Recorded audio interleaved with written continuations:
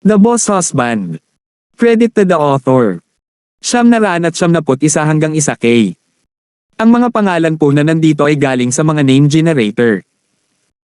Kaya kung meron man pagkakatulad sa mga pangalan ng totoong tao o lugar, ito ay tunay na hindi sinasadya. Ang kwentong ito ay rated SPJ. Striktong patnubay sa mga walang jowa. Ito ay bawal din sa bata at matatandang walang asawa. Maraming pinagdaanan si Marian nitong mga nakaraang araw na marahil ang dahilan kung bakit siya natulog maghapon hanggang gabi.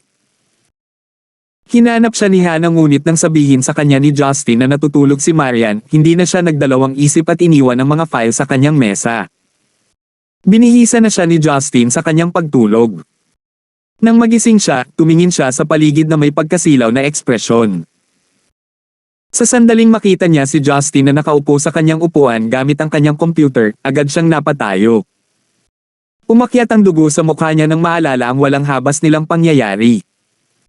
Sinumpa niya ang sarili dahil hinayaan niya ang sarili na mapunta sa nakakahiyang sandali. Ngunit hindi mahalaga kung kusang loob niya o hindi. Hindi naman masama ang nangyari. Kung tutusin, plano nga niyang makipag-consummated sa kanya, ngunit ipinagpaliban ito ni Justin at sinabing kailangan nilang gawin ito pagkatapos ng kasal. Ang kanyang mga aksyon ay nagdulot sa kanya ng galit, ngunit sa pagbabalik tanaw, ito ay walang pakiramdam sa kanya na kumain kasama si Hansen ng mag-isa. Oh well, ano ang magagawa niya kapag ang kanyang asawa ay isang marahas na haltak? Umupo si Marian sa sopa at tinitigan si Justin ng walang laman.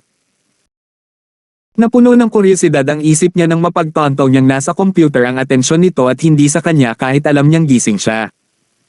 Sinuot niya ang kanyang takong at naglakad sa tabi ni Justin.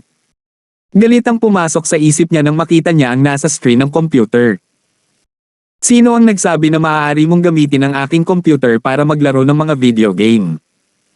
Galit-galit si Marian. Ginagamit ni Justin ang kanyang computer sa trabaho para maglaro ng larong panglabanan. Ang kanyang karakter ay mahusay na gumagalaw dahil si Justin ay may mas mataas na pakiramdam ng koordinasyon ng kamay-mata. Si Justin ay nagpatuloy upang makakuha ng 5 tao na pagpatay. Ang 5 manlalaro sa kalabang koponan ay minumura siya sa pag-aakalang siya ay nanloloko. Hindi na sila pinansin ni Justin at ipinagpatuloy ang kanyang pag-aalsa. Sinulyapan niya si Maria nang marinig niya ang boses nito, ngunit agad niyang ibinalik ang atensyon sa kanyang laro. Bakit parang nagulat ka? Ginagamit mo lang ang computer mo sa trabaho pero bumili ka ng ganoong high-end na computer. Nilalaro ko ito para hindi masayang. Bahagyang tumawa si Justin. Binigyan ako ni Oscar ng bagong laro. Kinagat ni Marian ang kanyang mga ngipin at hinaila ang cable mula sa socket. Hoy! Sumigaw si Justin, ngunit huli na nakapatay na ang kanyang computer. Umikot si Justin sa pagkadismaya. Mahal, ano ang ginagawa mo? Iisipin nilang huminto ako sa kalahati, mapaparusahan ako at mapupunta ito sa mga talaan. Masyado kang abala sa isang laro, ngunit wala akong nakikitang nararamdaman mo kapag pumapatay ka ng iba o kapag lumalabag ka sa batas. Ungol ni Marian. Hindi pareho. Nasa linya ang pride ko dito. Iisipin nilang tumakas ako dahil natakot ako. Sinabi ni Justin sa mas seryosong paraan. Bakit hindi ako magsimula ng isang kumpanya ng laro para sa iyo? Maaari ka lang gumawa ng sarili mong mga laro at laruin ang mga ito sa buong araw. Agad na napaisip si Justin. Alam mo kung ano? Mukhang hindi masama iyon. Namumula pa rin ang mukha ni Marian. Hindi niya napigilan ang sarili na magsalita nang makita niyang walang planong pag-usapan si Justin tungkol sa kanilang insidente. Wala ka bang sasabihin sa akin? Si Justin ay naliligaw. Ano? Ikaw? Oh. Tinampol ni Justin ang kanyang noo. Tumingin siya sa makulay na kalangitan sa gabi sa bintana at sinabing, oo, gabi na. Dapat gutom ka na. Tere na maghapunan na tayo. Sinabi ko na kay Yuna na sa labas tayo maghahapunan. Bahagyang nadismaya at naiinip si Marian sa parehong oras. Sinubukan niyang maging kalmado habang nagpatuloy sa pagsasalita. Pinagtatawanan mo ba ako? Hindi. Bakit? Nagulat si Justin. Kinagat ni Marian ang kanyang mga labi. Sa tingin mo ba? Na ako. Kayo na. Pinindot ni Justin. Ah. Napabuntong hininga si Marian at bumantong hininga, sa tingin mo ba walang hiya ako? Tumanggi ako at tumanggi pero tinanggap ko pa rin sa huli. Lamambat ang boses niya at naging mas malalim na pula ang mukha niya. Ibinaba niya ang ulo, dahilan para matakpan ng buhok niya ang mukha niya. Natigilan si Justin sa unang ngunit ngumiti siya ng nahihiyang pagkaraan.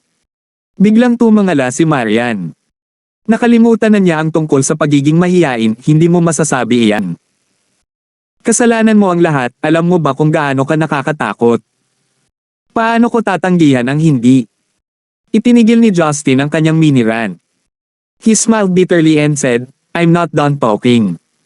It was kind of you but I liked it a lot.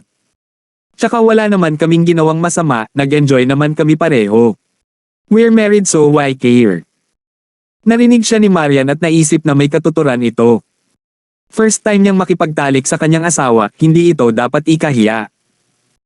Ang mga vixen ay malamang na mas walang kahihiyan kaysa sa kanya. Nag-iisip si Marian na may bahid ng selos, ngunit hindi na siya nakaramdam ng kahihiyan. Pilit na pinipigilan ni Justin ang kanyang pagtawa. Alam niyang mapapahiya siya dahil lagi siyang nahihiya. Nagkunwari siyang nagsasalita ng walang pakialam para hindi siya masyadong awkward at madali para sa kanya nakalimutan ito. Tere, labas tayo para kumain. Tumingin si Justin sa madilim na screen ng computer na may panghihinayang na tingin. Sinimulan niyang pag-isipan ang posibilidad ng pagbili ng isang computer para sa kanyang sarili sa bahay. Malumanay nang umiti si Marian ngayong nalampasan na niya ito. Hinawakan niya ang kanyang buhok bago sinabing, ang gulo ng buhok ko, teka. Hindi talaga nagme-makeup si Marian kaya hindi na niya kailangan ng mahabang panahon para maghanda. Sinukli niya ang kanyang buhok at itinali ito ng nakapusod. Ito ay hindi anumang bagay na hindi niya nagawa sa kanyang presensya, ngunit ito ay nakabibighani pa rin. Napagtanto ni Maria na matindi ang titig niya sa kanya pagkatapos niya maghanda. Lamambat ang puso niya sa titig nito. Bakit ka nakatingin sa akin na para bang first time mo akong makita? Kakaiba para sa akin na may mga babaeng mas maganda ang hitsura pagkatapos ng kasal. Hindi ko maiwasang tumingin sa iyo. Napabuntong hininga si Justin. Mrs. Marian, hindi mo ito magagawa. Hindi bibilhin ng mga tao ang aming mga makeup products kung nakita ka nila. Ang antas ng kanilang kumpiyansa ay bababa sa zero at wala sila sa mood na mag-makeup. Sweet talker. Binigyan siya ni Maria ng isang side look. Kinuha niya ang kanyang pitaka at lumabas ng opisina sa harap niya. Dahil lampas na sa mga oras ng opisina, wala silang nabangga nang lumabas sila ng gusali. Sumakay sila sa kotse ni Justin at lumabas ng opisina. Bihirang-bihira para sa kanila na makaramdam ng sobrang relaxed na naglalaro ng kanilang oras na magkasama tulad ng anumang ordinaryong mag-asawa. Ipinarada ni Justin ang kanyang sasakyan nang makarating sila sa kalye ng restaurant. Bumaba sila ng sasakyan habang magkahawak ang kamay, naglalakad-lakad para maghanap ng angkop na kainan. Si Marian ay hindi fan ng mga matataong lugar ngunit nasanay na siya dahil nakalakad na siya sa mga lansangan kasama si Justin noon. Tsaka good mood siya kaya hindi talaga siya inistorbo ng crowd. Mas lalo siyang nakahinga ngayon na nakawala sa pasan sa balikat niya. Panay ang tingin sa kanila ng mga tao at kung hindi dahil sa sanay na siya sa gitna ng atensyon ay mahihirapan siyang gumalaw. Nang malapit na silang maglakad sa isang dumpling restaurant, tumigil si Justin sa kanyang paglalakad at nagtanong, Marian, mayroon ka pa bang dumpling doll na ibinigay ko sa iyo? Awkward na tumango si Marian. Oo. Nako, akala ko itatapon mo yan kapag naiinis ka pa sa akin. Masyadong makitid ang isip ko. Parang napahiya si Justin. Naisip ni Marian sa kanyang sarili, well, hindi ko ito itinapon ngunit sinisipa ko ito araw-araw. Halatang hindi niya ito sasabihin ng malakas ngunit nagsimula siyang gumawa ng mga plano sa kanyang isip, dapat niyang simulan ang paglilinis ng kanyang silid ngunit marami siyang bagay. Paano niya itatapon ang lahat ng pinalamanan niyang plushies? Naisipan niyang linisin ang kanyang silid ngayon na maaaring kailanganin niyang ibahagi ito sa iba. Nagsimulang umakyat ang dugo sa kanyang pisngi nang maisip niya iyon. Ano ang mali sa kanya? Bakit niya naisip ang matulog sa kanya? Hindi siya tumitingin sa dinadaanan niya dahil malalim pa rin ang iniisip niya. Ngunit mula sa malayo, narinig niya ang isang parang bata na boses na umalangaw-ngaw sa kanyang iniisip. Nanay. 992. Lumingon si Marian at nakita ang isang batang babae na nakaasul na damit na tumatakbo palapit sa kanya. Leia. Naramdaman ni Justin na umalis ang kamay niya sa pagkakahawak niya at nang tumalikod siya para tingnan siya, nakayuko na siya habang nakabuka ang mga braso. Isang pamilyar na mukhang maliit na batang babae ang tumatakbo ng diretso sa bukas na mga braso ni Marian. Nanay. Muli siyang tinawag ni Leia sa cute na boses ng sanggol. Nakasuot pa rin siya ng asul na damit ngunit dahil sa lamig ng panahon, nakasuot siya ng puting cotton socks na may pulang loafers. Hindi nakatali ang kanyang buhok na bumabalot sa kanyang maputing balat. Halatang tuwang-tuwa siyang makita si Marian pagkatapos ng mahabang paghiwalay.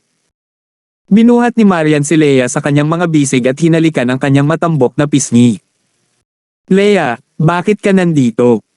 Namiss ka ni Mommy ng sobra. Hindi pa siya nakikita ni Marian mula nang kunin siya ng lolo ni Leia. Hindi niya inaasahan na magpapakita siya ng wala sa oras. Niyakap ni Leia ang leeg niya at nagpout. Pinapunta dito ni lolo si Leia at yaya para mahanap ko kayo. Ginawa ng lolo mo. Napatulala si Marian. Hindi ba siya tumanggi na ampunan niya si Leia? Hinabol siya ng yaya ni Leia na si Mina habang hinihingal. Napatingin sa kanya ang mga tao nang makitang may hawak siyang higanting panda plushie. Napangiti si Mina nang makita niya sina Marian at Justin. Miss Gibson, nagkita ulit kami. Sabi ni Sir may aasikasuhin daw siya at ibinaba kami dito. Nandito daw kayo at gusto ni Leia na manatili sa inyo habang wala siya. Lalong nagiging curious si Marian, ano ang nangyayari. Napabulala si Justin pagkatapos panoorin ang kanilang pakikipag-ugnayan. Marian darling, hindi ka pa nga buntis. Bakit kanya tinatawag na nanay? Namula si Marian at lumingalinga siya sa paligid upang masiguradong walang nakarinig sa kanya bago sinabing, ano ang pinagsasabi mo? Gusto ko siya kaya anong masama kung tawagin niya akong nanay. Lumaki siya sa kaawa-awang kapaligiran. Maawa ka. Ako pero kung tawagin kanyang nanay, hindi ba ako magiging tatay niya? Sinalungat ni Justin ang kahilingan. Natatakot lang ako na baka magalit siya sa atin. Nakita ni Justin ang kanyang kagilahilalas na pagsabog mula nang nakaharap niya ito minsan. Totoong masunurin siya kay Marian ngunit hindi niya mapigilan ang sarili na mag-alala tungkol sa background nito. Gayunpaman, walang pakialam si Marian tungkol dito dahil labis siyang natuwa nang malaman na aalagaan niya si Leia. Mamantong hininga siya, may problema kami sa iyo. Nakakahiya kung hindi mo protektahan ang sarili mong asawa at anak. Hindi pwede. Paano ako? Maghihintay. Hindi ito tama. Asawa kita pero sinabi kong anak ko siya. Hinailan ni Justin ang kanyang buhok. Inosente ako. Hindi mo ako masisiraan. Inilibot ni Marian ang kanyang mga mata. Ayaw niyang ipaliwanag ang sarili. Wala kang kahihiyan, masamang tiyuhin. Ngumisi si Leia habang nakapulupot ang kanyang mga braso sa leeg ni Marian. Alam niyang hindi niya kayang talunin si Justin ng pisikal batay sa kanilang nakaraang pakikipag-ugnayan kaya maaari lamang niyang sabihin ang kanyang hindi pag-aproba. Sa sandaling itinaas ni Justin ang kanyang unang, binato siya ni Marian ng malamig na tingin, pinoprotektahan si Leia na parang sarili niyang anak. Mabangis siya sa hapon dahil marami siyang galit na nakapulupot sa kanya. Ngunit ngayong kumalma na siya, umatras si Justin, alam niyang ito ang pinakamabuti. Fine. Ituturing kong malas na nakilala kita, napangiti si Justin at sinenyasan si Mina na nakangiti sa gilid. Samahan mo kaming maghapunan dahil nandito na kayo. Naisip ni Mina sa kanyang sarili, talaga bang natatakot ang taong may kakayahang ito sa kanyang asawa? Gusto niyang matawa ng husto sa naisip ngunit pinigilan niya ito. Hindi nagtagal, pumasok sila sa isang restaurant na nagbebenta ng mga hilagang pagkain sa ilalim ng kahilingan ni Leia. Ipinasa ng waiter ang menu kay Marian nang makaupo na sila. Nakaugalian na para sa breadwinner ng isang pamilya na mag-order ng pagkain. Kinuha ito ni Marian at sinuri ito. Sina Leia at Justin ay parehong malalaking kumakain kaya sinabi niya sa waiter, ibigay mo sa amin ang iyong bestseller. 20 iba't ibang uri ng pagkain. Isusulat na sana ng waiter ang mga order niya at halos malaglag ang panga nito nang mapagtanto ang sinabi nito. Binato niya ng maingat na sulyap si Marian. Miss, ang dami mo ba talagang order? Hindi niya napigil ang magtanong nang makitang seryoso ito. Kumunat ang noo ni Marian. Oo naman. Mahal at sayang ang pagkain kung umorder ka ng marami. Sinubukan siyang kumbansihin ng waiter. Ayaw ni Marian na mag-aksaya ng oras kaya dumiretso siya sa punto. Paano kung magbayad muna ako? Walang imik ang waiter. Umiling siya at tumakbo palayo, malamang para humingi ng approval sa mga utos. Lumipas ang ilang oras at nakahain na ang mga pinggan na puno ang buong mesa. Nagsimulang maghukay sina Justin at Leia habang ang mga customer sa kanilang paligid ay nakatingin sa hindi makapaniwala. Si Justin ay sumisigaw na parang hayop at hindi katulad ng isang Ginoo. Natapos niya ang isang buong tinapay sa isang kagat at 3 hanggang 4 na dumpling sa isa pang kagat. Sa kabilang banda, kumain si Leia na parang natatakot na may umagaw sa lahat ng pagkain niya. Sa tuwing makakaubos siya ng isang mangkok ng dumplings, iinuman niya ang lahat ng sopas na kasama nito. Dinilaan niya ang kanyang mga labi sa kasiyahan at ikinagulat ng lahat. Napakarami niyang kinain ngunit mukhang hindi siya babagal sa lalong madaling panahon. Hindi na nagulat sina Marian at Mina dahil alam nila ang kanilang mga kakayahan. Naisip ni Marian na magkamukha sila, lalo na ang masayang hitsura sa kanilang mukha pagkatapos kumain. Ang tanging malaking pagkakaiba sa pagitan nila ay ang laki ng kanilang katawan. Walang ganang kumain si Marian at busog na siya pagkatapos kumain ng higit sa kalahati ng kanyang lamb dish. Sinabi ni Justin sa kanya, "Mahal, nag-aaksaya ka ng pagkain at kasalanan iyon." Inilibot ni Marian ang kanyang mga mata sa kanya. "Kainin mo na ang pagkain mo. Bakit ang dami mong pakialam? Mommy, hindi ka maaaring mag-aksaya ng pagkain." Sinabi ni Lolo na ang bawat piraso ng pagkain ay ginawa sa pagsusumikap ng mga magsasaka. Hinikayat siya ni Leia. Bahagyang namula si Marian. Siya ay tinuturuan ng isang batang babae. Binato niya ng may problemang sulyap ang kanyang tupa at sinabing, pero hindi talaga kayang tapusin ito ni Mommy. Dapat sinabi mo. Kakainin ko. Tumawa si Justin at kinuha ang kanyang mangkok. Sa ilang kutsara, ang mga natira ni Marian ay ganap na nawala. Pumadjejek si Leia habang nakaharap kay Justin. Mabait kang bata, masamang tiyuhin. Napakurap si Justin sa kanya. Bigla siyang nakaramdam ng konting koneksyon sa babaeng nasa harapan niya. Well, malamang dahil pareho silang malalaking kumakain. Habang nanonood ang iba pang mga customer, ang lahat ng pagkain sa mesa ay ganap na nalinis nang wala sa oras. Hindi nakatiis na panoorin ang mga waiter at tinignan sila ng may halong pagtataka. Umorder si Maria ng isang baso ng orange juice pagkatapos nilang matapos at ibinigay ito kay Leia. Siya ay nasisiyahan na makita kung gaano siya nasisiyahan. Leia, may sinabi pa ba ang lolo mo bago siya umalis? Natakot si Maria na biglang bumalik ang lalaki at kunin si Leia mula sa kanya kaya kailangan niyang ayusin ang mga bagay-bagay. Ikiling ni Leia ang kanyang ulo at nag-isip bago umiling. Hinihiling lang sa akin ni Lolo na manatili kay Mommy. Nagningning ang mga mata ni Justin at nagtanong siya, Marian, nakilala mo na ba ang lolo ni Leia? Tumanggaw si Marian at sinabi sa kanya kung paano biglang nagpakita ang lolo ni Leia at inilayo sa kanya si Leia. Sinabi niya sa akin na kung gusto kong ampunin si Leia, kailangan kitang hiwalayan. Ngunit hindi ko maintindihan kung bakit niya ipinadala si Leia sa akin dahil malinaw na hindi iyon ang nangyari. Kumunat ang noo ni Marian. Marahan na tumawa si Mina nang mapansin niya ang pagkalito sa kanilang mga mukha. Mr. Gibson, Miss Gibson, iniwan ako ni Sir ng isang mensahe na ipapasa sa inyo. 933. Sa malumanay na boses, sumagot si Marian sa kanya, Mina, ano man iyon, maaari mong sabihin sa amin. Binigyan siya ni Mina ng isang nagpapasalamat na ngiti. Naisip niya sa kanyang sarili, napili ni Sir ang tamang kandidato na mag-aalaga kay Leia. Nagmamadaling umalis si Sir ngunit sinabi niya sa akin na kung hindi siya babalik sa loob ng 1 buwan, si Leia ay opisyal na sa ilalim ng pangangalaga mo bilang iyong anak. Talaga? Lumiwanag ang mukha ni Marian. Ngunit ang buong sitwasyon ay tila napaka-irregular pa rin sa kanya. May ginagawa ba siyang mapanganib? Walang magawang umiling si Mina. Ewan ko dyan, bawal ako magtanong tungkol sa mga bagay niya.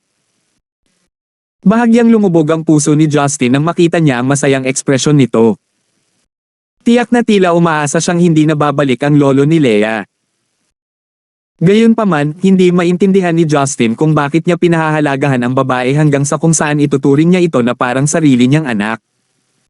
Sa kabilang banda, tahimik na humigop si Leia sa kanyang orange juice habang nag-uusap ang mga matatanda. Hindi siya sumingit at natapos na ang buong tasa nang matapos silang mag-usap. Hinaplos ni Marian ang kanyang buhok at naisip na lalo siyang nagpapakyot. Hindi niya napigilan ang sarili na kurutin ang kanyang pisngi at ibinalik ni Leia ang gesture na may matamis na ngiti. Nang magtatanong pa sana siya kung kailangan pa ba ni Leia ng pagkain, tumunog ang kanyang cellphone. Kinuha ito ni Marian at tiningnan ang numero bago sabihin kay Justin, nakauwi na. Tumangaw si Justin at sumagot, bakit mo ito sinasabi sa akin? Namula si Marian. Nagtataka siya kung bakit sinabi pa niya iyon, para siyang nag-aalala na baka hindi siya maintindihan nito. Hello, Mom. Anong problema? Sinagot ni Marian ang tawag. Marian, kasama mo si Justin, di ba?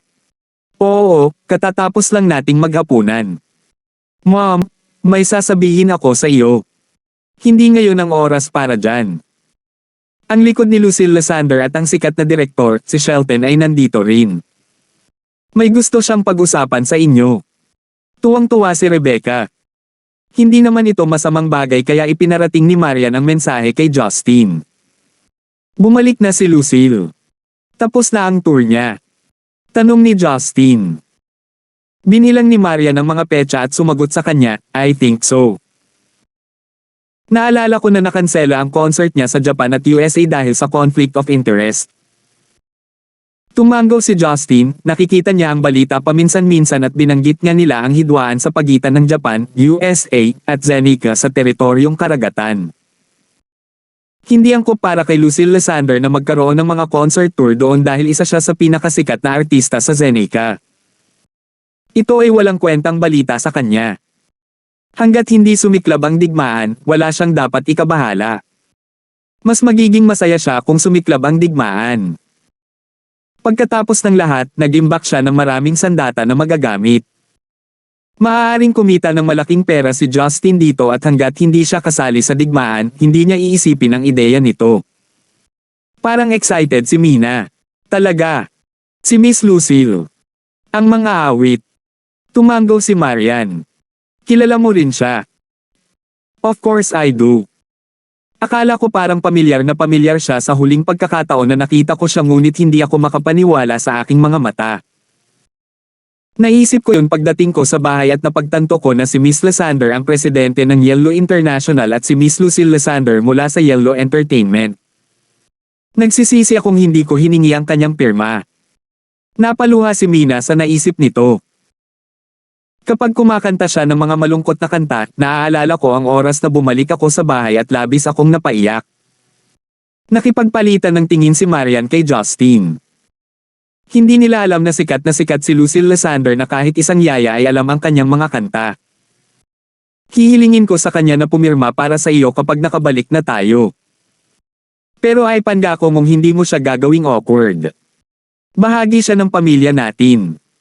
Napangiti si Justin. Mabilis na tumango si Mina. She already felt blessed enough na makilala niya ang kanyang idolo. Inabot sila ng halos 40 minuto bago makarating sa bahay dahil sa traffic. Pagpasok nila sa villa, nag-uusap na sina Rebecca at Yuna kasama si Director Shelton sa sala. Sa kabilang banda, si Lucille Lysander ay nakikipag-chat at tumatawa kay Sheila. Kahit na nagsimula na ang semestre, sumasailalim pa rin sila sa pagsasanay sa militar. Dahil nanatili si Sheila sa Stonegate, kailangan lang niyang dumalo sa pagsasanay sa araw at pagkatapos ay umuwi sa gabi. Pinaalalahanan si Justin na hindi man lang siya bumisita sa kanyang universidad noong nagsimula na ang semestre. Siya na mismo ang nag-asikaso sa lahat at bilang tagapag-alaga niya, dapat talaga siyang suriin nito sa lalong madaling panahon. Baka mabuli siya ng iba tulad noong nakaraang beses dahil napaka-gullible niya. Nagulat si Rebecca at ang iba pa nang makita sila, hindi nila inaasahang makikita silang muli ni Leia at ng kanyang yaya na si Mina ng ganoon kaga. Lalong nagulat si Rebecca at nalilitong sulyap kay Justin. Hindi pa niya nakikilala si Leia dahil nasa Central City siya noong huling narito si Leia.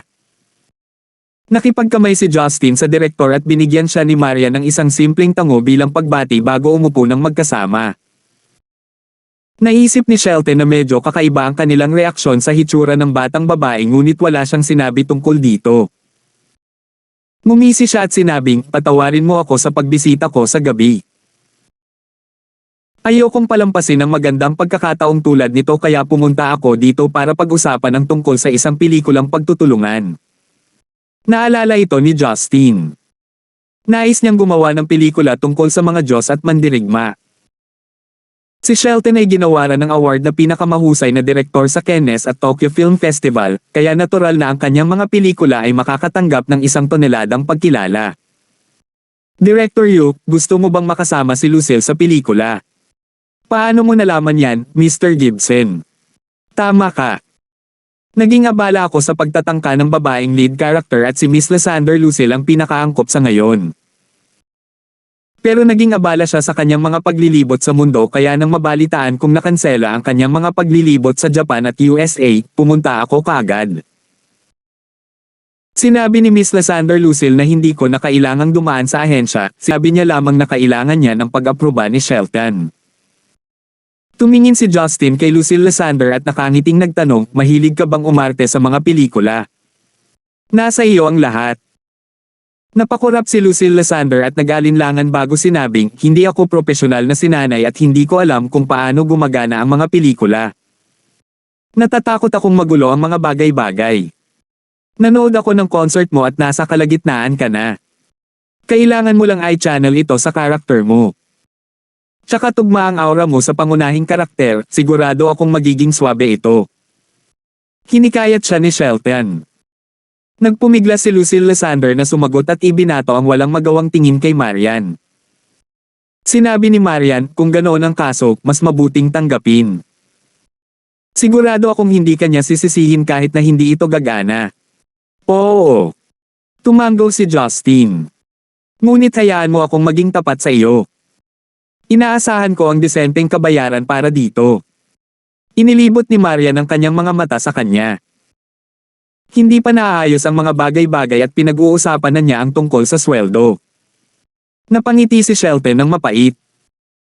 Batay sa kanyang kasikatan, alam niyang hindi niya ito mabibigyan ng basic payout.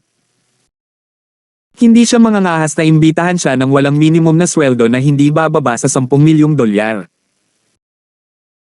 Matapos ang isang simpleng talakayan, sa wakas ay naayos na ito at maaring pirmahan ang kontrata pagkatapos mapag-usapan ang mga detalye sa ahensya. Ang paggawa ng pelikula para sa pelikula ay naka-schedule na magsimula sa kalagitnaan ng Setyembre kaya nagkaroon pa rin ng oras si Lucille Lysander upang maghanda at maging pamilyar sa script. Nang makaalis na si Shelton, hindi na napigilan ni Rebecca na kanina patahimik. Justin, Marian, kaninong anak ito? Noong nag-uusap ang mga matatanda, si Leia ay masunurin na nakaupo sa kandangan ni Mina. Hinaplos niya ang buong tiyan niya at nakatulog, nakakain ng buong pagkain. Ipinaliwanag ito ni Yuna sa kanya habang ang iba ay tahimik na nakaupo. Suhua, ang pangalan niya ay Leia. Hindi mo alam ito dahil wala ka noon. Aampunin siya ni Miss. Ampun siya. Nalaglag ang panga ni Rebecca. Si Rebecca ay parang problemado matapos marinig ang buong kwento mula kay Yuna. Marian, mukhang hindi magandang ideya ito. Bata ka pa at wala pang 2 taon na kasal. Magchichismisa ng mga tao kung mag-ampon ka ng 5 taong gulang na bata bago ipanganak ang iyong sarili. 9 at 94. Binuhat ni Marian si Leia mula sa kandangan ni Mina papunta sa kanya. Puno ng pagmamahal ang mga mata nito habang nakatingin sa kanya. Ayos lang, wala akong pakialam doon. I've always treated her as my daughter so it feels like fate. Si Rebecca ay isang ina mismo. Masasabi niyang mahal na mahal ni Marian ang dalaga sa paraan ng pagkinang ng kanyang mga mata. Napuno ito ng pakiramdam ng pagmamahal ng ina na walang makakapantay. Tumingin siya kay Justin at nagtanong, "Anak, ano sa palagay mo?" Si Justin ay nagpakita ng nakakaunawang ngiti. "Nay, alam kong nag-aalala ka sa pag-uusap ng iba sa likod niya. Pero hayaan mo akong maging tapat. Base sa nakita ko, baka abutin pa tayo ng 10 taon para magkaroon ng sariling anak."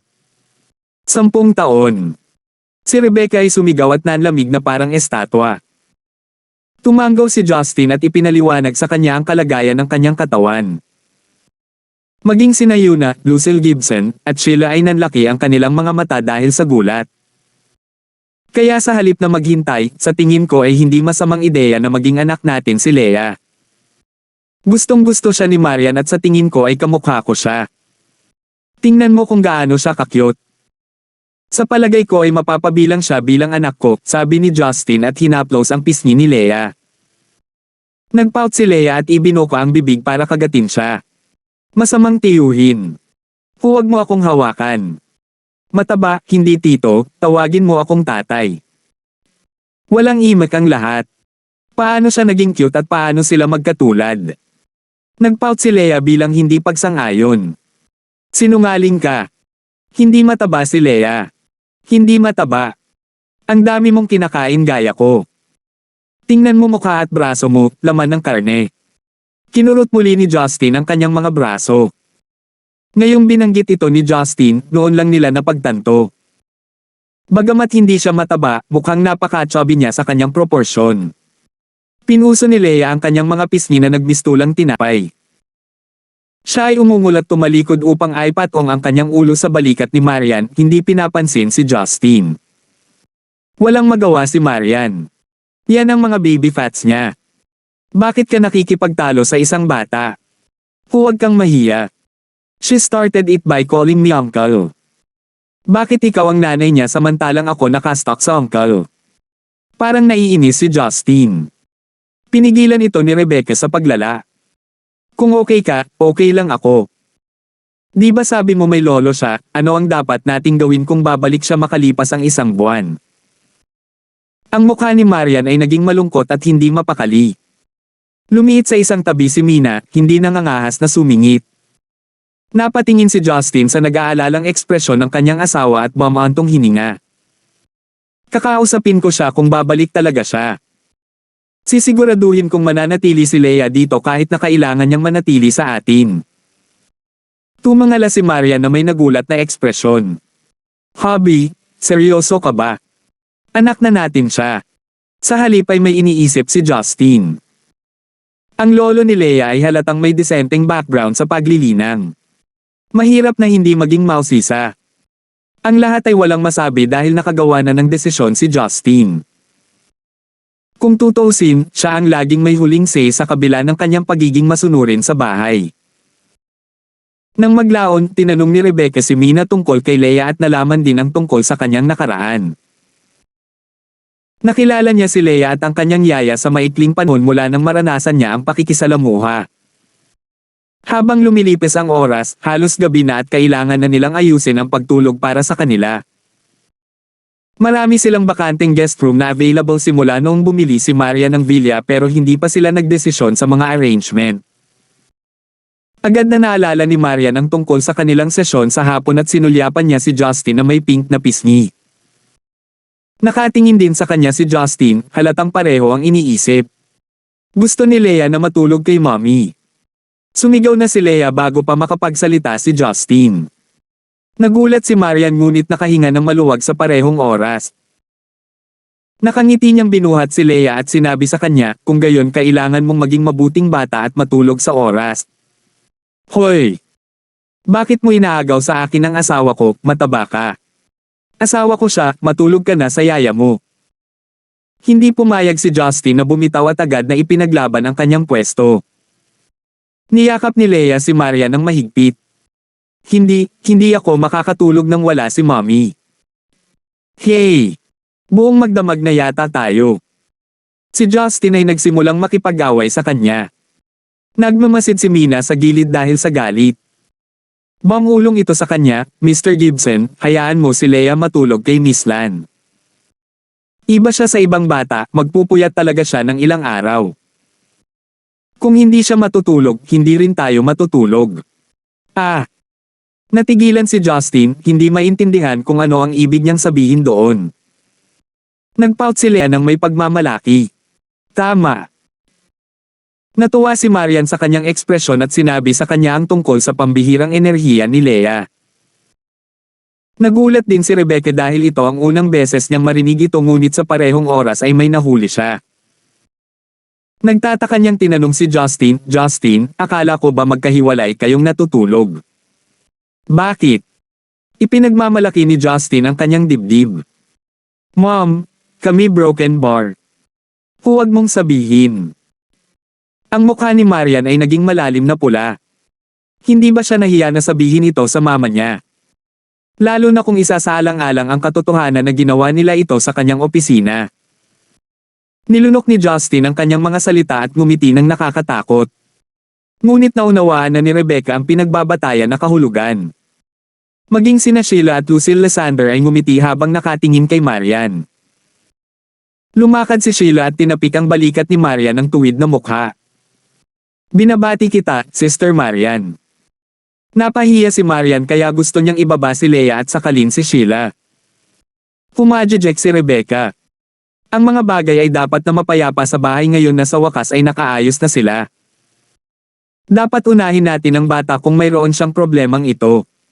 Justin, pakisamahan ito. Gustong umiyak ni Justin. Natikman lang niya ang ipinagbabawal na prutas ng kanyang asawa at ngayon ay ninakaw ito ng matabang bata. Napakabait ni Lola. Biglang pinalakpakan ni Leia ang kanyang mga kamay at tinawag siya ng isang bata na boses. Nagulat si Rebecca sa una at hindi makapaniwalang nagtanong, Leia, ano ang tawag mo sa akin? Lola, Lola ang nanay ni Mommy. Sinabi sa akin iyon ni Lolo. Kinusat ni Leia ang kanyang doe eyes at sinabing. Tumimas ang puso ni Rebecca sa kanyang mga salita. Okay, nakaramdam siya ng awkward na malink sa isang lalaking hindi pa niya nakikilala, pero natupad ang hiling niyang maging lola. Sa kasamaang palad, ang kanyang tunay na asawa, si Parley ay nasira na. Kung hindi ay ine-enjoy nila ang kanilang retirement life together. Kahit naampon si Leia, hindi maiwasan ni Rebecca na mahalin ang batang ito nang tawagin niya itong lola. Paano niya napigilan ang kanyang cute na hitsura? Mabait na bata si Leia. Binuhat ni Rebecca si Leia sa kanyang mga bisig at sinapo ang kanyang noo sa kanyang noo. Tumibok ang puso ni Justin. Nako, nakukuha na ng mataba na ito ang lahat ng atensyon noong kakapasok pa lang niya sa pamilya. Sa wakas, napagdesisyonan na si Mina ay matutulog sa isang guest room mag-isa at si Leia ay matutulog kay Marian. Malaki ang kanyang higaan at maliit ang katawan ni Leia kaya hindi ito magiging problema. Sa araw, aalagaan ni Mina si Leia gaya ng dati. Makakatulong din sina Yuna at Rebecca sa pag-aalaga sa kanya. Sa teknikal na paraan para sa isang bata sa kanyang edad, dapat siya ay nasa kindergarten. Pero wala man lang siyang birth certificate at walang nakakaalam kung babalik ang kanyang lolo, kaya na-delay ng isang buwan ang kanyang enrollment. Bilang isang babaeng milyonaryo sa Stonegate, madaling maasikaso ni Marian ang pagpapatala ng kanyang anak na babae. Isang tawag lang ang layo nito. Nang bumalik ang mga babae sa kanilang silid upang maghanda para matulog, bumaba si Justin at nanood ng balita sa gabi ng mag-isa. Dahan-dahan siyang naglakad paakyat ng halos hating gabi na. Nakalakad pa lang siya ng ilang hakbang nang makaramdam siya ng malamig at dayuhang divine sense mula sa labas. Kumunat ang noo ni Justin, may pumunta talaga sa bahay niya sa hating gabi para guluhin siya. 975. Sa isang iglap, lumitaw si Justin sa isang gawang tao na parke na matatagpuan sa timog ng Paradise Villas. Ang lawa sa parke ay napapalibutan ng mga conifer at sa loob nito ay isang pulang pavilion. Isang lalaki at babae ang nakatayo sa loob nito at base sa suot nila, halatang hindi sila kabilang sa lipunan. Nakasuot ng gray checkered robe ang lalaki na nakataas ang buhok. May bitbit siyang espada sa likod na natatakpan ng itim na tela. Ang babae ay nakasuot ng jade-colored changsha na nakalugay ang buhok. Medyo disente ang itsura niya ngunit ang kanyang pagmamataas na pagsimangot ay nakakasira sa kanyang mga katangian. Ang lalaki ay nasa huling yugto ng soul forming stage samantalang ang babae ay nasa middle late phase.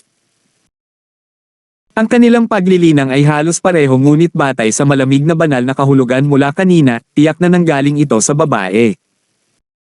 Nararamdaman sila ni Justin at ganoon din ang ginagawa nila sa kanya. Isang ulat na ekspresyon ang lumitaw sa kanilang mga mukha nang mapagtanto nilang hindi nila makita ang kanyang paglilinang. Itinuon ni Justin ang kanyang tingin sa kanilang baywang at nakita ang mga badge na may nakasulat na salitang Wang sa kanila. Eksaktong replika iyon ang nakita niya sa Daoist. Mukhang pareho silang galing sa Wang stage sa Hongmeng. Makatuwiran para kay Hongmeng na magpadala ng mga tao upang imbestigahan ang biglaang pagkamatay ng Hongmeng Messenger. Ngunit ang mga taong ipinadala nila ay hindi naging palakaibigan. Ikaw si Justin. Unang nagboses ang babae na may malamig na tono. Naisip ni Justin sa kanyang sarili, ang kanilang paglilinang ay hindi kasing ganda ng sa akin. Sa totoo lang, hindi man lang ito maihahambing pero napakayabang pa rin nila. Siguradong mababa ang tingin nila sa akin dahil nasa likod nila si Hongmeng. Naiinis si Justin sa pag-iisip nito. Mabuti kung ang isang mas malakas na magsasaka ay minamaliit sa kanya ngunit gaano sila kalakas ng loob na kumilos ng mayabang sa kanilang walang kabuluhang paglilinang. Hindi siya handang pabayaan ito ng ganoon kadali. Kailangan ba talaga ng confirmation mo? Bahagyang ngumiti si Justin. Sagutin mo na lang ang tanong namin. Wala kaming oras para sa mga laro. Kumunat ang noo ng babae. Si Monk Tianyin ba ay pinatay ni Brayden? Random na tanong iyan. Ni hindi ko kayo kilala. Sino si Monk Tianyin? Huwag mong subukang umarte na parang hindi mo siya kilala. Kami ay mga espesyal na mensahero na ipinadala ni Hongmeng upang imbestigahan si Brayden. Ako si Hanzo at ito ang aking nakatatanda, si Charlie Hale. Nandito kami upang tanungin ka sa ngalan ni Hongmeng. Si Tianyin ang aming mensahero at siya ay pinatay sa Central City sa loob ng ilang buwan ng pag-alis ng kanyang kaluluwa sa elder na mas mahusay na nasira. Lahat kung ayaw mong magkagulo. Napaungol si Hanzo. Soul Badge. Nagkaroon ng ganoon. Hindi nakakagulat na alam nila ang tungkol sa pagpanaw ng monghe. Dapat mong tanungin si General Collins mula sa Red Flame Iron Brigade. Sabi ni Justin. Sinabi ni Marking na pinatay mo si Brayden at mayroon kang ganap na kalamangan sa pamamagitan ng pagpatay sa kanya gamit ang Power of Thunder. Totoo ba ito? Maingat na tanong ni Hanzo. Hindi ito itinanggi ni Justin, tumango siya bilang pagsang-ayon. Hindi magsisinungaling si General Collins sa inyo. Power of Thunder. Isa ito sa pinakamalakas at pinakamahirap na divine power na makokontrol sa heaven and earth. Kung kaya mo talagang kontrolin, bakit hindi mo pinatay si Brayden sa simula? Bakit mo hinintay na mamatay ang messenger natin? Ang mga mata ni Hanzo ay kumikinang na may masamang hangarin. Nagalit si Justin sa kanyang tanong. Paano ko kasalanan iyon? Bakit hindi mo tanungin ang hanggal na monghe kung bakit niya ginawa ang kanyang ginawa? Kalokohan niyang isinakripisyo ang sarili sa kabila ng halatang mahina. Ikaw. Anong sabi mo? Bobo. Galit na galit si Hanzo. Sinenyasan ni Charlie ang kanyang junior na huminahon. Mabuti, kahit na maling kalkulahin ng monghe ng Tianyin ang kanyang mga kakayahan at pinatay ni Brayden, paano naman ang kanyang mga tauhan at iba pang mystical artifacts? Bakit nawawala ang mga ito? Hindi ba sinabi sa inyo ni Marking ito? Lahat sila ay nawasak ng antimatter energy ni Brayden. Sinabi nga niya ito ngunit siya ay isang makamundo kaya halatang hindi niya nakikita ang mga panlilinlang ng isang magsasaka. Sa pagkakaalam ko, namana mo ang pagkadyos ng dating Pluto na nangangahulugang kaya mo ring gamitin ang mga batas sa kalawakan. Malalaman sana nila kung itinago mo ito sa isa sa iyong mga kahanay na espasyo. Pinaghihinalaan mo na ako ang nagnakaw sa kanila. Si Justin ay nagmura sa loob. Malinaw na nais niyang panatilihin ang mga mystical artifact. Pero winasak talaga sila ni Brayden na titi. Hindi lang iyan, pati ang ganyuan tiyang ang bracelet na ginamit niya noong emergency ay nawasak. Magiging tapat ako sa iyo. Sa tatlong mystical artifact, tanging ang kasaya ay kay Tianyin. Ang natitirang dalawang artifact ay ipinahiram sa kanya. Magnanakaw ka ng mga ari-arian ni Hanming kung iingatan mo ang mga ito. Naisip ni Justin sa kanyang sarili, ang mga magsasaka na ito ay talagang hindi mayaman, kailangan nilang humiram ng mga mystical artifact para ilagay sa aso para sa kanilang sariling dignidad. Nabanggit noon ni Jinsel na ang mga nakatagong angkan ay ang mga aktwal na mayayaman. Mukhang hindi siya nagsisinungaling. Ang mga artifact ay nawasak. Wala akong masasabi para kumbansihin ka kung hindi man. Pinipigilan ni Hanzo ang kanyang init ng ulo at nagdilim ang kanyang mukha nang marinig niya iyon. Hindi mo ba naisip na ikaw ay makapangyarihan dahil lamang sa iyong pagtatanim kaysa sa amin? Ang aming mga matatanda ay mas malakas kaysa sa iyo. Walang makakatulong sa iyo kahit na ikaw ay mula sa angkan ng Gibson. Anong biro? Nagkamali siya at pinagsabihan mo ako sa paghihiganti sa kanya. Huwag kang pumunta dito at magsalita tungkol sa mga bagay na tulad nito kapag nabigo kang kontrolin ang pundasyon ng Zenica. Kayo ay kumikilos tulad ng isang tipikal na quarterback ng Lunes ng umaga, isang walang hiya din para sa pag-frame ng isang taong tumulong sa inyo. Ngumisi si Justin. Ang yabang. Sa tingin mo ba hindi kami maglalakas loob na atakihin ka? Binyantaan siya ni Hanzo. Lubos akong nagdududa sa iyong mga kakayahan. Isa ka lang ligaw na magsasaka. How dare you go against Hongmeng? Tiyak na sanay ka ng tumakbo sa maruming mundong ito. Kalmadong idiniin ni Charlie ang kanyang mga balikat nang maramdaman niyang nabalisa siya. Ang kanyang paglilinang ay mas malakas kaysa sa atin. Maaaring siya ay maghinala ngunit mas mabuting bumalik tayo kay Master at hayaan siyang magdesisyon.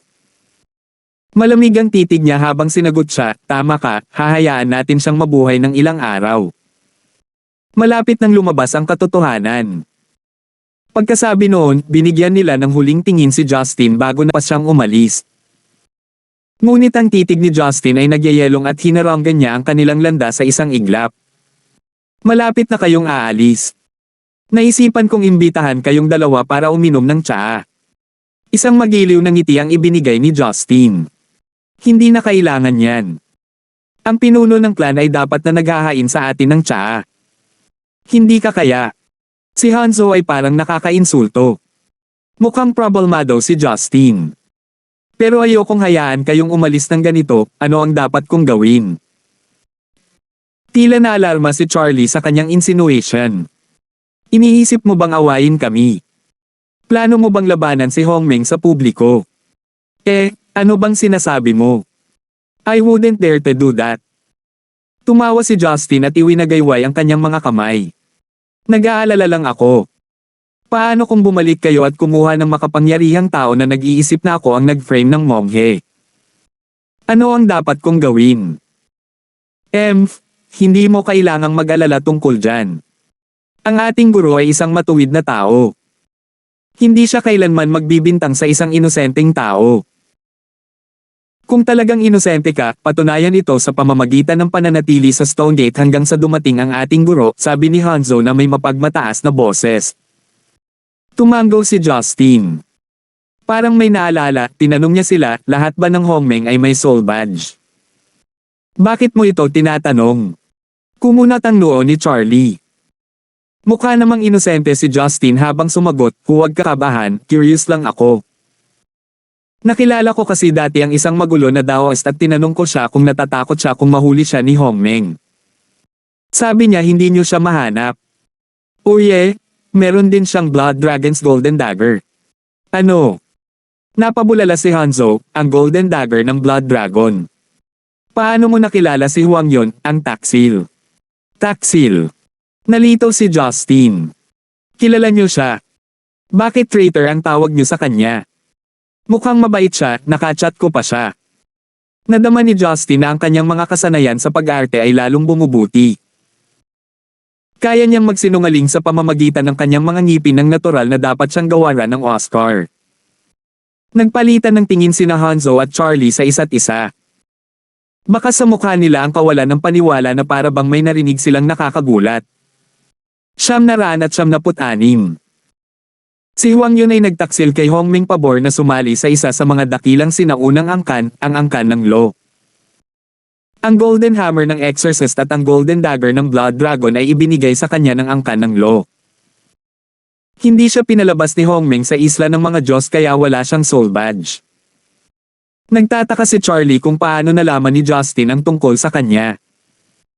Ngunit iyan ay nagpapataas ng tanong na ito, paano mo siya nakilala? Kasama ba kayo sa angkan ng Lo? Napabuntong hininga si Justin nang marinig niya ito. Mayroon siyang mata sa isang mataas na kalidad na tabletang panggamot na ibinigay sa akin ng aking guro. Ito ay dapat namulong sa aking paglilinang. Medicinal pill. Ibig mong sabihin yung para sa cultivation. Ang mga mata ni Hanzo ay kumikinang. Bangulong si Justin sa loob, nagtataka kung bakit siya umaarte na parang tigre sa init. Ngunit ang palabas ay kailangang magpatuloy.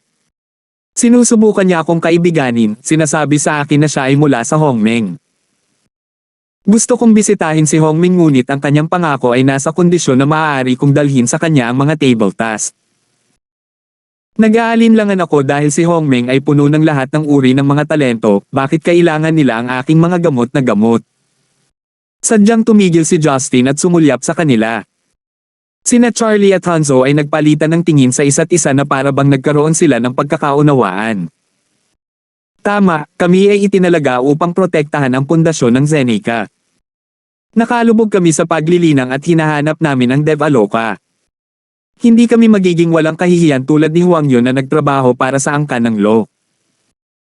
Ngunit, mayroon ka ba talagang mga dekalidad na medicinal pills hanggang sa puntong gagawin niya ang lahat para makuha ito mula sa iyo? Tanong ni Charlie. Tinapik ni Justin ang kanyang dibdib. Tingnan mo ako ay nasa 20s pa lamang at wala pa akong masyadong alam tungkol sa paglilinang. Natutunan ko ang lahat ng ito sa aking sarili kaya paano ko makakamit ang antas ng paglilinang na ito nang walang mataas na kalidad na medicinal pills? Si Charlie at Hanzo ay nagsimulang maniwala sa kanya matapos itong marinig. Bagamat hindi nila nakikita ang kanyang paglilinang, sapat na kitang-kita sa kanila na siya ay mas makapangyarihan kaysa sa kanila. Bata pa sila ay nagsasaka na at technically ay nasa 60s na sila kahit hindi naman sila mukhang matanda. Bukod pa riyan, halos 30 taon na silang na-stuck sa soul forming stage. Sila ay naghihingalo upang maabot ang isang pambihirang tagumpay. Ngunit paano niya nalaman ang tungkol sa iyong mga medicinal pill? Parang walang magawa si Justin. Gusto niyang ikumpara ang mga pag-aari namin. Inilabas niya ang Golden Dagger ng Blood Dragon niya at kung ano-ano pa, ayokong matalo pero wala akong mystical artifacts kaya ininom ko ang mga pills ko. Gusto niyang bigyan ko siya ng pills kapalit ng mga artifacts. Pero paano ko ito ibibigay sa kanya kapag nakuha ko na ito sa master ko? Nagsimula itong mapayapa ngunit nauwi ito sa isang laban. Ito ay isang pangalawang pag-iisip pagkatapos nito. Sinasabi mo na ang Huang Yun Daoist ay handa na ipagpalit ang kanyang mga mystical artifact para sa iyong mga medicinal pills. Tiningnan siya ni Charlie na may kakaibang tingin. Napangiti si Justin sa loob. Hindi talaga nila alam na namatay ang magulo na tao sa ilalim ng kanyang mga kamay. Ang mga bagay ay dapat na maging maayos ngayon. Oo, hindi ko talaga alam ang mga epekto ngunit kadalasan kumakain ako ng isa kapag naabot ko ang isang limitasyon. Pagkatapos ay makakamit ko ang isang pambihirang tagumpay pagkatapos magtrabaho ng husto ng ilang sandali. Nagsinungaling si Justin. Nasasabik silang dalawa dahil hindi na nila iniisip kung paano natagpuan ni Huang Yun si Justin. Ang iyong medicinal pills, ito kaya ang Shaoyun pill. Mukhang nabahala si Justin sa kakaiba nilang tanong. Hindi ko alam kung ano ang tawag dito. Sa totoo lang, wala akong alam tungkol sa mga medicinal pill at mystical artifacts. Umalis si Master pagkatapos ibigay ito sa akin. Walang ideya si Justin na sina Charlie at Hanzo ay lihim na nag-uusap sa isa't isa sa pamamagitan ng kanilang banal na kahulugan. Senior, kung talagang gumagana ang kanyang mga table task, kahit na hindi ito isang Shaoyun pill, ito ay magiging isang dekalidad pa rin. Kung hindi si Huang Yun ay hindi payag na ipagpalit ito sa kanyang mga artifact, tama ba? Tama. Makatuwiran kung ito talaga ang Xiaoyun Pill. Iyon ay isang medicinal pill na makapagpapalakas ng isang cultivator mula sa soul forming stage hanggang sa tribulation passing stage ng 50%. Ang lalaking ito mula sa Gibson clan ay kumakain nito tuwing may limitasyon. Napakasayang. Postahan ako na maaari tayong pumasok sa yugto ng tribulation passing sa wala pang 3 taon kung mayroon tayong tableta. Hindi lang tayo, sigurado akong gusto din ito ng ating guro. Kung tutusin, bihira ang mga dekalidad na medicinal pill. Maliban sa mga elder sa Heaven Phase, ang mga mula sa Earth Phase ay wala ring access sa mga iyon. Pagkatapos ng lihim na pag-uusap sa isa't isa, nagpasya silang kunin ang kanilang mga kamay sa tableta. Tapos, nasa likod nila si Hongmeng. Hindi maglalakas loob si Justin na gumawa ng anuman kung susubukan nilang linlangan siya para bigyan sila ng mga table task. Bagamat hindi naririnig ni Justin ang kanilang lihim na pag-uusap, nararamdaman niya ang kanilang mga galaw sa pamamagitan ng kanyang banal na sentido. Ngumisi siya sa kanyang isipan, alam niyang wala silang silbi. Sinamantala ng mga magsasaka ang langit at lupa, wala talaga silang malinis na puso. Kung talagang wala silang pagnanasa, bakit pa sila maghahanap ng bagong kaharian, paglilinang o mahabang buhay? Sa huli, tinitingnan lang nila ang mga karaniwang halaga na pabor sa kanilang sarili. Hindi kailanman minamaliit ni Justin ang mga may ganitong uri ng pag-iisip. Mahalaga, ito ay ang bawat tao para sa kanyang sarili. Ang tanging bagay na dapat alalahanin ay kung paano maging mas malupit kaysa sa taong nasa tabi mo. Kailangan niyang agawin ang lahat ng kanyang makakaya, hindi alintana kung ang kanyang mga kaaway ay mula sa Hongmeng o ang mga nakatagong angkan. Lahat ng kanilang pinahahalagahan na ari-arian na maaaring makatulong sa kanya na maging mas malakas at ang mga maaaring makatulong sa kanya at sa kanyang mga kababaihan na makamit ang mahabang buhay ay dapat na lahat ay pag-aari niya. Kung tungkol sa kanilang buhay, sino ang nagmamalasakit sa kanila? Sa huli, hindi ba't lahat sila ay isang bangkos lamang ng mga hayop na nakikipaglaban para sa pagkain? Tanong ni Charlie na may mahigpit na ekspresyon. Justin, dala mo ba ang iyong mga pills? Bakit? Anong meron sa mukha niyan? Mukhang tulala si Justin pero iniisip niya sa sarili niya, oras na, magsisimula na siyang kumilos. Nasa panganib ka kung talagang uminom ka ng Xiaoyun Pill. Napabuntong hininga si Charlie. Anong ibig mong sabihin? Ang Xiaoyun Pill ay isang slow-acting poison. Bagamat makakatulong ito sa mga cultivator na makamit ang tagumpay hanggang sa tribulation passing stage, ang toxic ay nagsisimulang maipon sa katawan ng hindi mo napapansin. Nagkunwaring nabigla si Justin. Paano ito, hindi gagawin sa akin ito ni Master. Hindi namin malalaman ang tungkol doon, sabi ni Hanzo sa isang mapagmataas na paraan. Bakit kami magsisinungaling sa iyo kung taga-Hongmeng kami? Ano ang mapapala namin dito? Nagpakita si Justin ng nagpupumiglas na mukha, ibig sabihin ba ay laso na ako ngayon? Dapat pero hindi mo kailangang mag-alala. Hindi kami sigurado kung mayroon kang Xiaoyun Pill dahil hindi pa namin ito nakikita. Maaari naming tingnan ito kung ibibigay mo ito sa amin. Pero nanatili ako sa isang malayong bangin para maiwasan ang pagkikita ng mga taong tulad ni Huang Yun, sabi ni Justin na bumantong hininga. Sina Charlie at Hanzo ay naglapat ng kanilang mga labi. Huwag kang mag-alala, hindi kami nagmamadaling bumalik.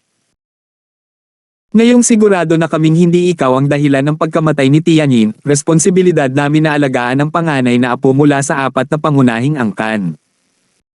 Bakit hindi mo kami dalhin para makita ang iyong mga table task?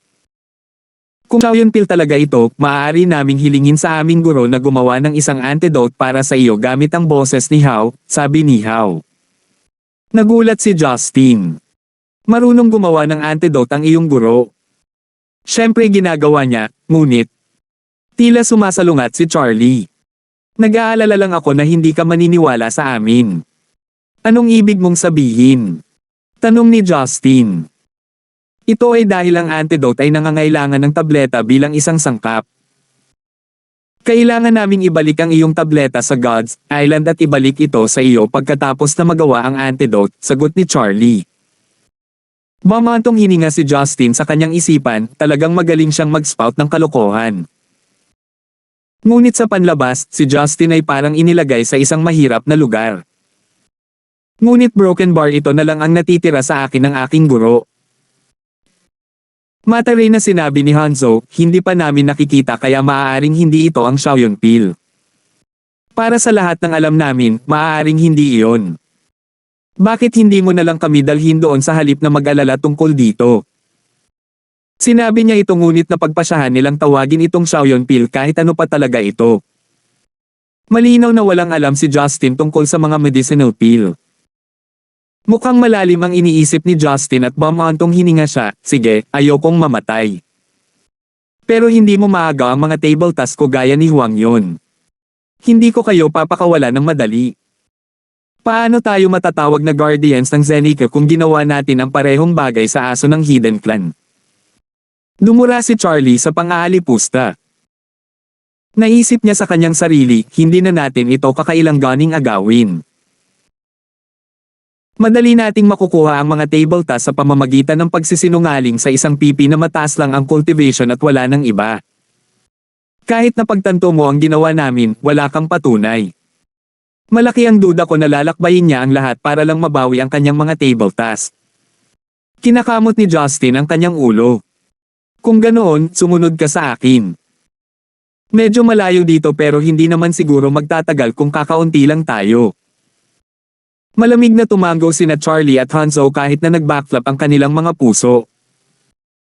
Hindi nila siya maaaring makita sa pamamagitan ng mga ito hanggang sa makuha nila ang kanilang mga kamay sa mga table task. Napagpasyahan nilang magtanim ng palihim sa sandaling makuha nila ang mga table task. Hindi nila maaaring ipaalam sa iba mula sa isla ng Diyos ang tungkol dito, hindi bababa sa bago nila naabot ang yugto ng tribulation passing.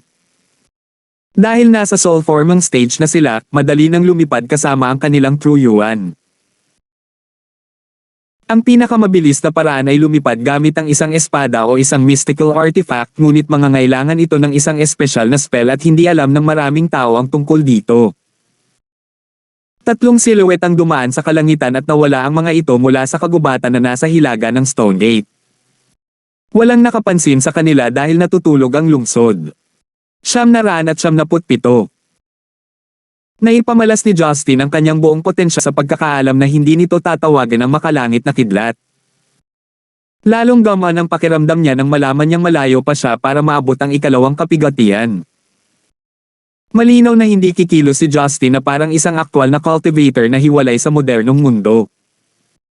Ang pag-arte na parang isang makapangyarihang nilalang ay hindi niya estilo.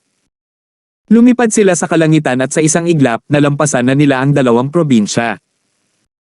Ito ay normal para sa mga nasa yugto ng Soul Foreman. Sumenya si Justin sa kanilang dalawa nang malapit na sila sa hindi kilalang bulubundukin. At sa sumunod na segundo, nakarating na sila sa isang kagubatan. Naiinip na silang dalawa, iniisip sa kanilang sarili na si Justin ay isang tusong tao para itago ito sa napakalayo mula kay Stone Gate. Daan-daang kilometro na ang layo nila mula sa mainland. Simula na ng Setyembre at umiihip na ang malamig na hangin sa madilim na kagubatan. Ang gasuklay na buwan ay nagpainit sa kagubatan sa isang pilak na liwanag. Tumingin sa paligid sina Charlie at Hanzo ngunit wala silang naramdamang kakaiba. Dito mo itinago ang iyong mga table task. Si Charlie ay walang mahanap na mga lugar na pinagtataguan kahit na ginamit ang kanyang banal na pandama. Lumingon si Justin at isang ngisi ang lumitaw sa kanyang mukha. Siyempre wala dito. Kung ganoon, bakit ka huminto dito? Si Hanzo ay hindi nasiyahan sa kung paano ito naglalaro. Nagkibit balikat si Justin. Iyon ay dahil wala akong anumang mga table task. Ano? How dare you fool US? Saway ni Hanzo. Parang dalaga ang boses niya kahit nasa 60s na siya. Ang paglilinang ay talagang gumawa ng mga kababalaghan. Walang pakialam na sinabi ni Justin, naramdaman ko na lang na maglakad sa mga aso sa gabi kaya idmando mo ako. Ikaw. Imbecile. How dare you humiliate US? Namula ang mukha ni Hanzo sa galit. Bakit naman ako hindi? Puro ka lang kasi ang alam tumahol. Ngumisi si Justin. Naramdaman ni Charlie na may hindi tama at ang kanyang mga kalamnan sa mukha ay humigpit habang ang kanyang kamay ay pumunta sa espada sa kanyang likod. Anong ibig mong sabihin? Itinaas ni Justin ang kanyang ulo at tumingin sa maliwanag na buwan. Alam mo ba kung saan naroon ang magulo na Daoist? Pareho silang natahimik. Itinuro ni Justin ang langit habang sinasabi, hindi ko sisirain ang sorpresa. Tutal, malapit mo na siyang makilala. Hindi. Mag-ingat ka. Sa wakas ay naunawaan ni Charlie ang ibig niyang sabihin. Papatayin niya silang dalawa. Ang mga medicinal pills, huwag yun, at ang pagkilos ay mga dahilan para akitin sila dito sa ligaw, malayo sa Stonegate. Dahil kung papatayin sila ni Justin malapit sa Stonegate, itatala ng Soul Badge ang eksaktong lokasyon. Ngunit kung papatayin niya sila sa lugar na ito, walang maghahinala na si Justin iyon. Ito rin ang dahilan kung bakit nagtanong si Justin tungkol sa Soul Badge. Kung tutusin, sila ang naging gaaman at nag-aakalang si Justin ay hindi maglalakas loob na gumawa ng anuman sa kanila dahil kay Hongmeng. Nabulag sila sa mga pangako ng isang tableta na hindi umiiral. Huli na, lahat kayo ay sakam at walang kabusugan. Kahit na mayroon akong mga gamot na panggamot, ito ay isang ganap na basura sa iyong mga kamay. Si Justin ay nagpakita sa harap nila bago umabot sa kanilang mga tainga ang kanyang mga salita. Sa pagtataas ng kanyang mga kamay, isang surge ng Heaven and Earth Restoration Energy ang dumaloy sa hangin at nagpakita sa kanyang palad. Dumiretso ang kamay niya sa ulo ni Hanzo. Bagamat si Hanzo ay nasa kalagitnaan pa lamang ng yugto ng Soul Foreman, siya ay sapat na maliksi upang maiwasan ang kanyang pag-atake at umatras. Sinamantala ni Charlie ang pagkakataong ilabas ang kanyang espada. Isa itong asul na espada na may mga asul na hiyas na nakapaloob dito. Lumiwanag ang liwanag sa paligid ng espada na tila mga alon ng tubig. Pumunta ka, Xuanshui. Sasaluhin na sana ni Justin si Hanzo nang isang flash ng liwanag ang lumipad sa tabi niya. Biglang bumungad sa kanya ang isang makapal na pader ng yelo. Nagawa ng espada na itayo ang pader na ito sa isang kisap mata. Hindi mapipigilan ng yelo si Justin mula sa paglusob dito ngunit maaari itong maging sanhi ng walang katapusang mga posibilidad na mangyari sa isang labanan kahit na ang ginawa lang nito ay napahinto si Justin sa kanyang mga landas. Nagtagal si Hanzo at naglabas ng Phoenix Feather Guken mula sa kanyang mustard na somero ring. Ang Guken ay kulay pula at iukit na kahawig ng isang tunay na phoenix. Bukod pa riyan, ang mga balahibo nito sa buntot ay nagmukhang lalong maganda at masigla. Kasuklam-suklam ka. How dare you sneak up on me? Sigaw ni Hanzo habang ay nalalayan ang sarili gamit ang Guken. Tatlong soundwave ang binaril mula sa Guken at nabuo ang tatlong wind blades na nakadirekta kay Justin sa tatlong magkakaibang anggulo. Isa pang mystical artifact at gumamit ito ng soundwaves. Lihim na natuwa si Justin sa sitwasyon. Oo, ipakita mo sa akin ang lahat ng iyong artifact. Malapit na silang maging akin. Ipinatawag ni Justin ang isa pang surge ng Heaven and Earth Restoration Energy. Hindi man lang siya nag-abalang iwasan ito. Ang ganitong uri ng epekto ay kapantay lamang ng isa mula sa huling yugto ng Soul Foreman. Hindi man lang nakita ni Justin ang pangangailangan na iwasan ang pag-atake dahil mas malaki ang kanyang cultivation. Isa pa, sanay siya sa recovery at defense. Ang tatlong soundwave blade ay agad na kumalat nang sila ay nakipag-ugnayan sa kalasag ni Justin. Paano ito mangyayari aking Phoenix Feather? Hindi makapaniwala si Hanzo. Ang mga kakayahan sa pagtatanggol ni Justin ay higit na mas mahusay kaysa sa kanyang naisip. Ang mukha ni Charlie ay tahimik sa lahat ng ito habang ipinatawag niya ang kanyang True Yuan at naglalabas ng mga surge ng yelo patungo kay Justin. Ang mga bakas ng asul na espada ay nag-intertwine sa isa't isa at lumipat sa buong lugar na lumikha ng isang nagyayelong Poseidon. Napabuntong hininga si Justin at nagpatawag ng surge ng Heaven and Earth Restoration Energy.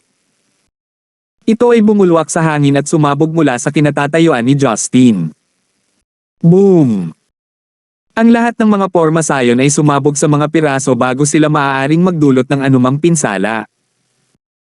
Si Hanzo ay nagpaputok ng mga soundwave ng tuloy-tuloy mula sa Phoenix Feather Gukon, ngunit ito ay walang iba kundi isang simoy ng hangin kay Justin. Ito ay hindi dahil ang mga mystical artifact ay masyadong mahina. Ito ay dahil ang kanilang paglilinang ay mas mababa kaysa kay Justin, at sa makatuwid ay hindi magagamit ang mga artifact sa buong potensyal nito. Kung nagtagumpay si Justin sa unang strike ng ordinaryong Free Gibson Fire sa halip, maaari nilang talunin siya gamit ang kanilang mga mystical artifact.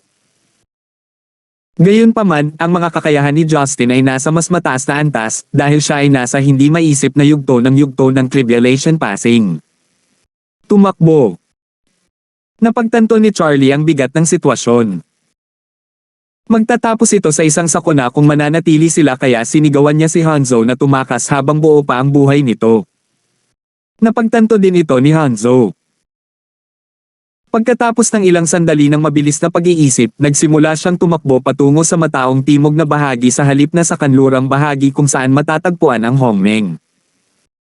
Hanggat papasok siya sa mataong lugar, kailangang isaalang-alang ni Justin ang pagkakataong mahuli siya ng iba kung gusto niyang patayin siya. Ngunit hindi sila hinayaan ni Justin na gawin ang gusto nila. Nakahanda na siya para mangyari ito. Inakala ni Charlie na makakatakas siya sa pamamagitan ng paghahagi sa kanya ng maraming bakas ng asul na espada ng yelo, ngunit nakatakbo lang siya ng ilang pulgada palayo bago sinundan sila ng gintong pulang apoy. Nanmingli Fire. Bulalas ni Charlie na parang nakakita ng multo. Ilipat. Mapatla ang mukha ni Hanzo habang pareho silang tumatakbo sa magkaibang direksyon. 12 ng mga dambuhalang gintong pulang apoy ang sumayaw sa paligid ng kalangitan na nagbubulag sa kanila tulad ng araw. Ang init na kakibat nito ay hindi matitiis. Aminin mo lang ang iyong pagkatalo. Huwag sirain ang iyong mga mystical artifacts. I want them. Tumawa si Justin, nakaramdam ng sobrang saya. Hindi niya alam ang kayamanan na nasa kanyang mga kamay. Lumalabas na ang Heaven and Earth Restoration Energy ay maaaring gamitin sa ganitong lawak. Ang Heaven and Earth Restoration Energy ay hindi isang malakas na offensive skill, ngunit kapag ito ay pinagsama sa Heaven at Earth upang gamitin ang enerhiya nito, ito ay isang kakilakilabot na kasanayan. Bagamat kaunti lang ang natutunan niya sa matandang nagmamay-ari ng kanyang katawan, sapat na iyon para pahirapan ang dalawang dummy. Ang Nanmingli Fire na ito ay isa lamang makalangit na apoy mula sa 3 Gibson na apoy na kailangang madaig sa unang makalangit na kapigatian. Sina Charlie at Hanzo ay walang cultivation upang mapaglabanan ito, halatang matatakot sila dito. Young Master Gibson. Nagkamali kami. Patawarin mo kami. Charlie ay handang sumuko. Alam niyang patotigilan lang niya ang kanyang kamatayan kung patuloy siyang lalaban. Ngunit hindi siya pinakinggan ni Justin. Hindi basta-basta gagawin ni Hongmeng ang ganitong bagay. Hindi lang niya gustong patayin sila, ngunit wala ni isang kaluluwa ang papayagang umalis sa lugar na ito. Ang dalawa sa kanila ay natigil sa isang maliit na lugar sa itaas ng kalangitan na napapalibutan ng 12 ng Nanmingli Fire. Ito ay hindi isang ordinaryong makalangit na apoy. Ang isang pagpindot ay sapat na upang magdulot ng mga pinsalang hindi nila tiyak na maaayos. Ito ay naging mas mahirap upang makatakas. Ang Phoenix Feather Gukon ay kumikinang sa mga pulang ilaw habang si Hanzo ay patuloy na nagpapakawala ng mga alon ng tunog upang labanan ang apoy. Ngunit nasa limitasyon na niya, kaya naubos ang kanyang Troyuan hanggang sa puntong hindi na makahabol ang kanyang mga pag-atake. Ang bawat nagyayelong bakas ng espada mula sa espada ng Xuanshui ay agad na sumisingaw. Si Justin ay nagbigay ng mapanuksong tingin at sa simpleng pag-iisip, ang 12 ng Nanmingli Fire ay pinagsama-sama. Isang Fire Dragon ang nagsimulang palibutan silang dalawa habang lumalaki ang laki. Dahil sa mataas na temperatura, nawalan sila ng hininga habang patuloy na lumalawak ang Nanmingli Fire. Pinandilatan ni Hanzo si Justin na may makamandag na tingin. Ikaw. Mabubulok ka sa impyerno. Niloko mo kami. Hindi na nagabalang sumagot si Justin at pumasok na siya sa fire zone. Gayunpaman, bilang caster, hindi naapektuhan ng apoy si Justin. Isang sinag ng Nanmingli Fire ang binaril mula sa bibig ng apoy na dragon at nabuo ang isang mahabang espada na may mga alon ng apoy na nakapalibot dito. 998. Lumipad sa ere si Justin at nagpakita sa harap nila. Walang emosyon siyang tumingin sa kanila na para bang isang berdugo sa harap ng mga kriminal. Ibinaba ni Charlie ang kanyang mahabang espada sa kawalan ng pag-asa. Alam niya na sa kabila ng kanyang pagsisikap, wala nang paraan para mabuhay pa para sa kanya. Maaari mo bang sabihin sa akin kung bakit mo ginawa ito? Kahit na nagtanim kami ng mapag-imbot na pag-iisip, hindi namin naisip na saktan ka. Sobrang sobrahan mo ang kabaitan ko. Mali ang inakala mo na pumapatay lang ako kapag pinagbantaan ang buhay ko. Papatayin ko ang sino mang gusto ko hanggat galit sila sa akin. Matatawag mo akong halimaw na ako'y malupit at walang awa. Sanay na ako. Ganito ako. Walang halaga sa akin ang buhay mo hanggat mapayapang buhay ang pamilya ko. Ano ang mapapala mo? Kahit na nakuha mo ang aming mga artifact at table task, hahanapin ka ni Hongmeng. Sa tingin mo ba ay makakaligtas ka sa mga pag-atake ng mga matatanda sa yugto ng langit at lupa? Hanzo ay dumura ng may hinanakit. Ngumisi si Justin. Kahit gusto kong magpanggap na wala ang mga tulad mo, may lalapit pa rin sa akin na naghahanap ng gulo. Ang tanga ko kung hindi mo na kumilos. Ikaw. Pagsisihan mo ito. Salamat sa iyong pag-aalala ngunit hindi ko ito kailangan. Gayon din, huwag kang mag-alala na mapag-isa doon. Ipapadala ko ang lahat ng lumalaban sa akin sa parehong lugar. Pagkasabi nito, bumuo ng mahabang espada ang Nanmingli Fire at ibinaba niya ito pababa. Si Charlie at Hanzo ay walang oras upang maiwasan ang kanyang pag-atake dahil sa pamimilit mula kay Justin at sa bilog ng Nanmingli Fire sa kanilang paligid. Sila ay nilamon ng apoy sa ilang segundo. Pareho silang mga ordinaryong cultivator sa yugto ng Soul Forming at ang kanilang mga katawan ay hindi kasing lakas ng kay Justin. Dahil dito, tuluyang nagkawatak-watik ang kanilang mga katawan. Kinuha ni Justin ang Xuanshui Sword, Phoenix Feather Gukon, at ang Mustard Somero Ring ni Hanzo matapos silang patayin. Tumingin siya sa singsing sa pamamagitan ng kanyang banal na kahulugan at tumango ng may kasiyahan. Mayroong isang maliit na espasyo na matatagpuan sa loob ng magkatulad na mga puwang na halos 100 metro kubiko ang dami. Natuwa si Justin nang makitang mayroong isang grupo ng mga hindi kilalang materyales at mga table tasks para sa paglilinang. Maaari niyang itago ito at tanungin si Jinsel tungkol dito mamaya. Dapat niyang sabihin sa kanya kung para saan sila dahil inaangkin niya na siya ay isang encyclopedia para sa paglilinang. Nabuhayan ng loob si Justin nang sa wakas ay natapos na ang laban. Bumalik siya sa Stonegate matapos matiyak na walang sino man sa loob ng 100 metrong radius ang makakaalam kung ano ang nangyari dito. Malalaman ni Hongmeng ang tungkol sa pagkamatay ng kanilang mga tao at ilang oras na lamang bago sila magpadala ng mga bagong mensahero pagkatapos niya. Magiging mainam kung iiwan nila siyang mag-isa habang sinasanay niya ang paglilinang ng kanyang pamilya. Mapapalis na lang niya ang mga ito kapag nalaman nilang gawa niya iyon. Ito ay isang pampaganya lamang para sa kanya dahil ang kanyang pangunahing kurso ay ang pagpasok sa isla at pangangikil ng mga kayamanan mula kay Hongmeng at sa mga nakatagong angkan. Mahimbing na nakatulog si Justin pagkatapos bumalik sa Stonegate at walang nakapansin sa kanyang panandaliang pagtakas. Kinaumagahan, lalong naging masaya ang mga bagay-bagay sa kanilang bahay. Hindi lamang si Lucille Lysander ang mananatili rito sa mga susunod na araw, ngunit mayroon ding Leia at Nina na naging kabuo ang 7 babae sa bahay ngayon. Si Rebecca ay lubusang nalubog sa pagiging lola ni Leia mula nang tinawag siya ni Leia ng ganoon kagabi. Namutla ang kanyang ngiti nang makita niyang nilagok ni Leia ang 3 tray ng bun sa isang upuan at kalahating kaldero ng congee. Nalaman lang ni Rebecca ang kakaibang talento ni Leia matapos itong ipaliwanag ni Marian sa kanya at hindi niya maiwasang itapon ang sarili niyang anak ng kakaibang tingin. Justin, pumayag ka bang ampunan siya dahil espesyal siya tulad mo? Tanong ni Rebecca.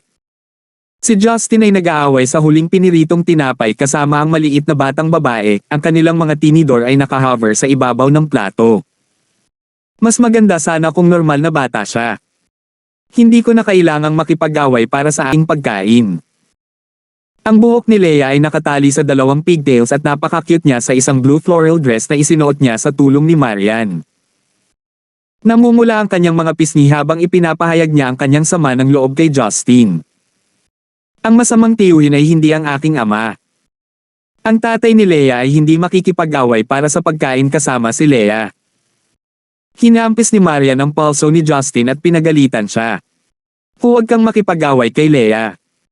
Kailangan niyang kumain para lumaki. Hindi ka mamamatay kung kumain ka ng kaunti.